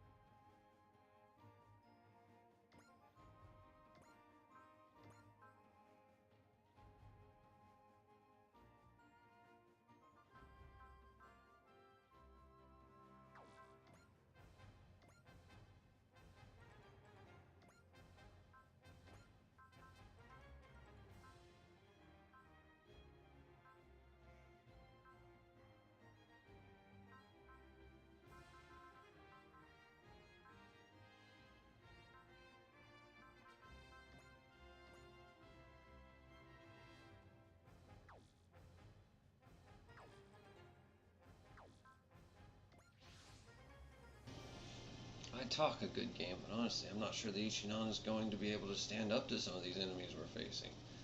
What the hell am I saying? I call myself a Kabuto? Where's that indomitable spirit? Okay, sim monsters, do your worst. I'm gonna train until weak-kneed Shiro Kabuto is nothing but a memory. Sandscare, Garu, and Armors. Well, that's an all-star lineup. It's game time, Ichinana, and I'm gonna drop 200% of your power!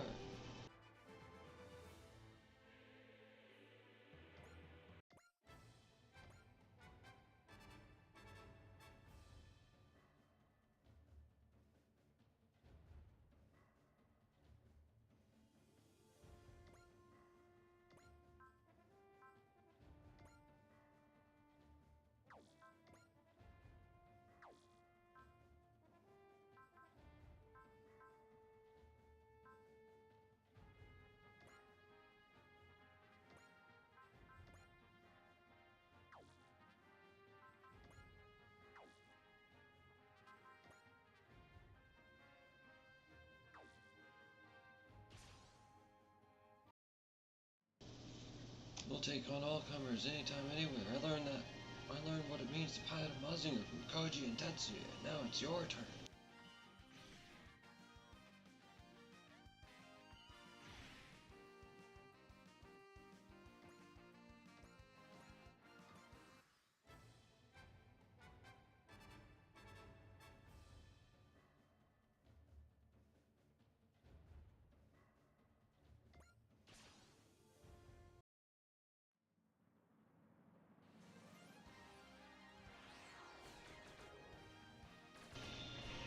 Whoop!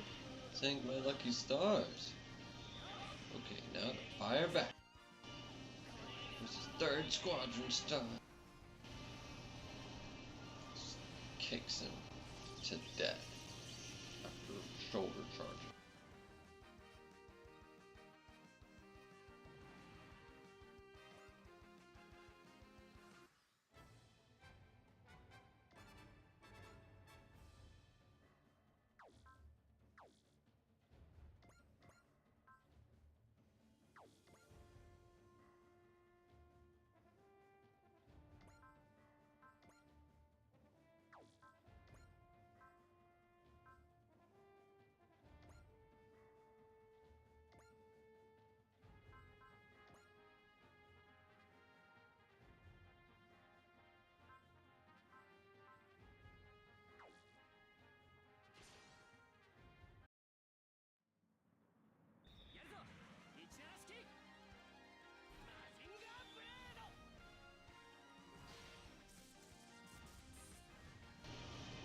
Dang! Almost took him out in one shot. This thing can't hit me. Oh, it did, but oh, it did like 500 damage. Don't underestimate my personal custom Ichinan.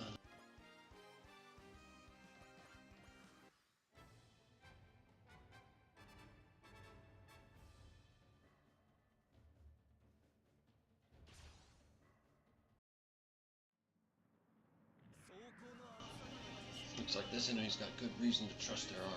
Come on, just stay in the range of the wires.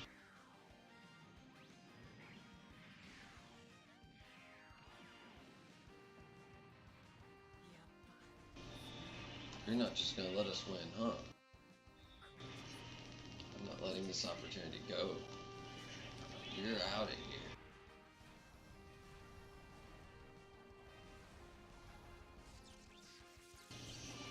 But they're so much stronger. Yeah, bro. Oh shit, shot down from a machine gun.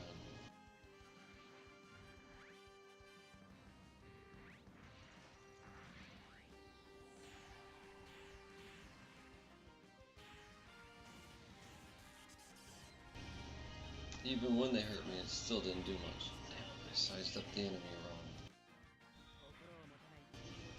An AI without a heart is just a tool of destruction. I'll get those weak points.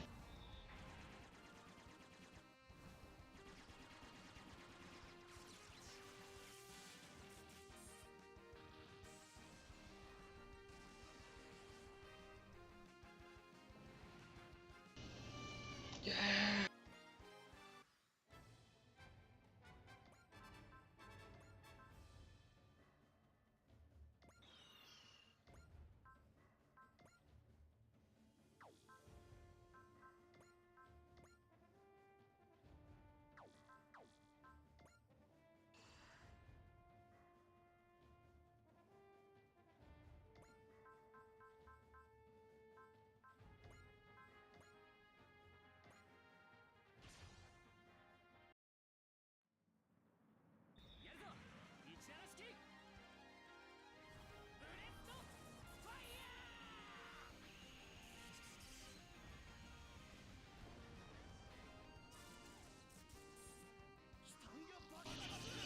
No, my machine's about to explode. That all you got? Keep them coming.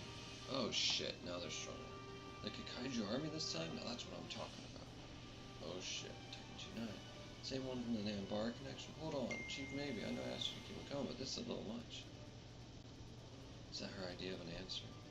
I'll just have to step up to the plate. Doesn't matter if they're powered up, you kaiju. They're still going down. Hope you've said your prayers, because this is how Shikiro Kabuto and Ichinan do things.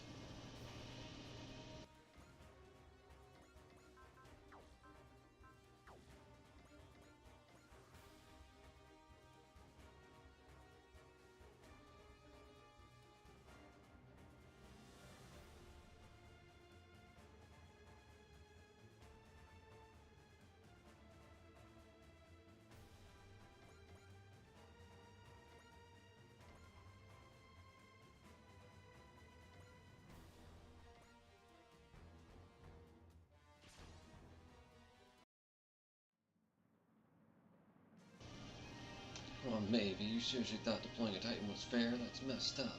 I'm not gonna back down, though. You're about to learn firsthand what Shiro Kabuto and the Ichinan are one tag team you do not mess with.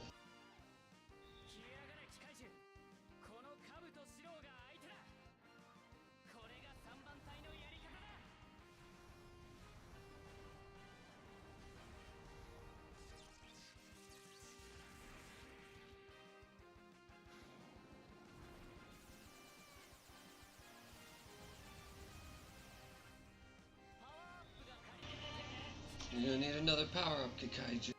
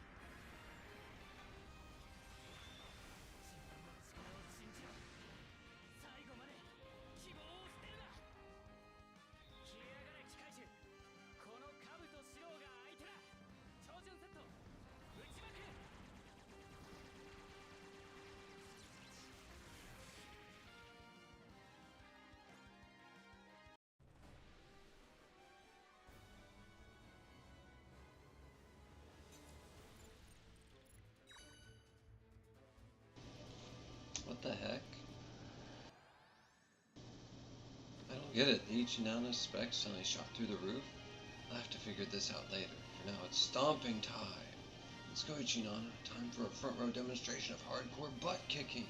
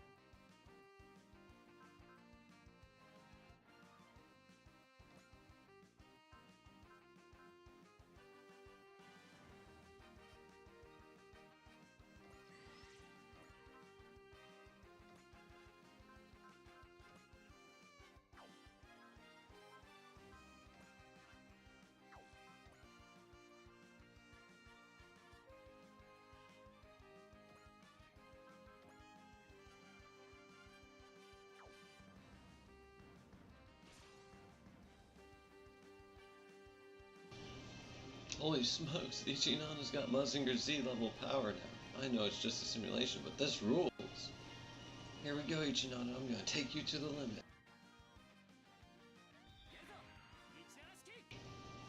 Great, Ichinana.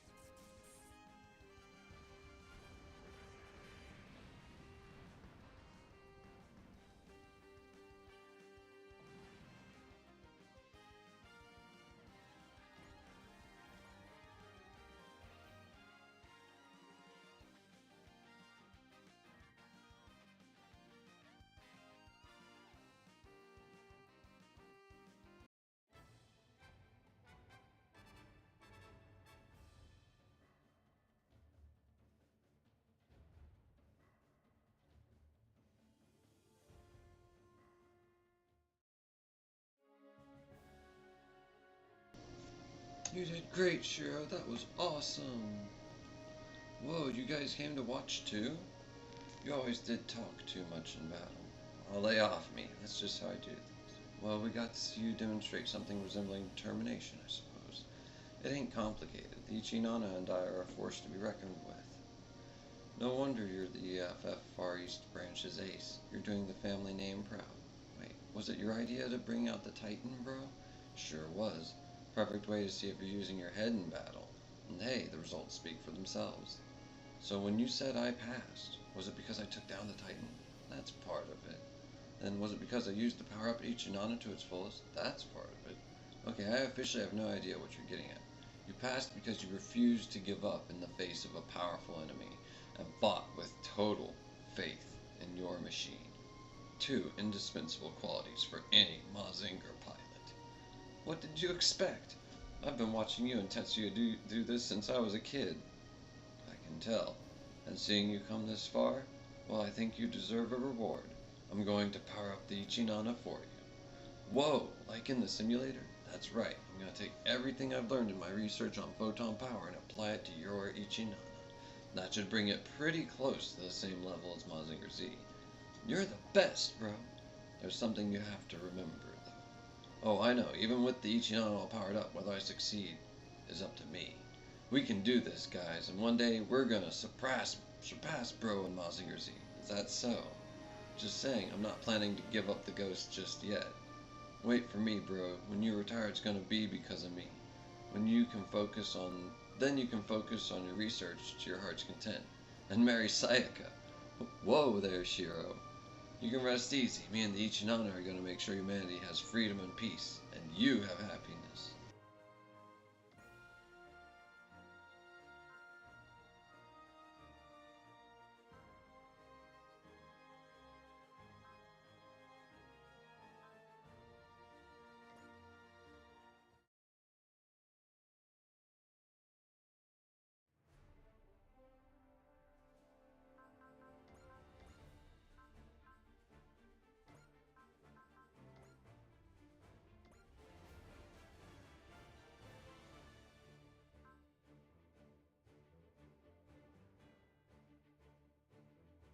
What? What?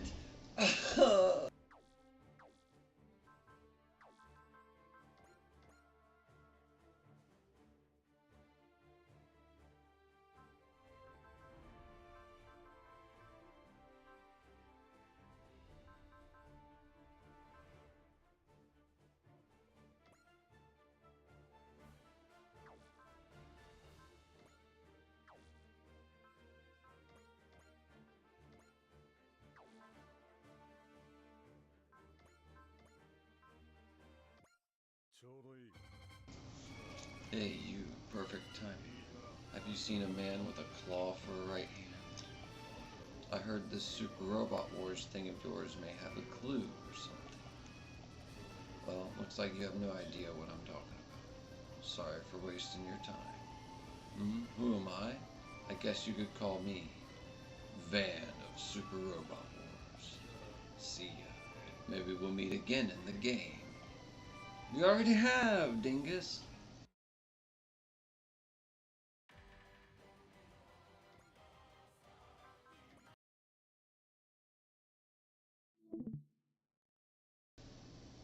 I'll finish watching this later. This is pretty cool.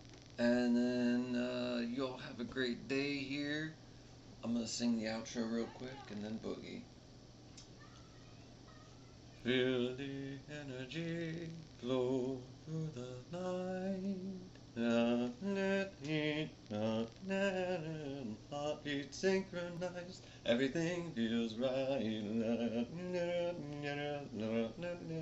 Neon lights flashing, pulse in the air. We're invincible, nothing compares. Electric storm, we're ride the wave. Feel the rhythm, it's time to rave. Hot will, wind, hurricane be heard. We'll take the rain, we're flying high.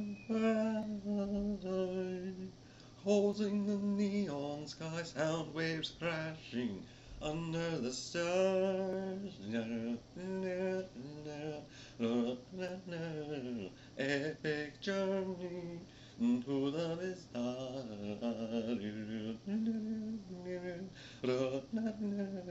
Not and back now, we'll chase the moon.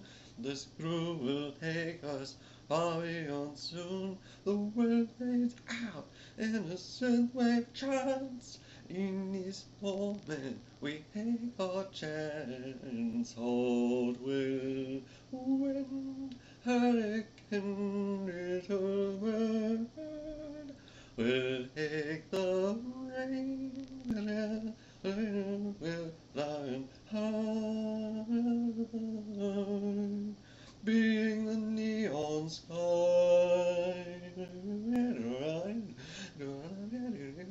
Euphoria, near tonight, electric magic, your delight. Feel the heartbeat, feel the drive, endless rhythm, we come alive. Old will wind, hurricane, BeetleBird will take the rain. We're flying high, back from the neon sky.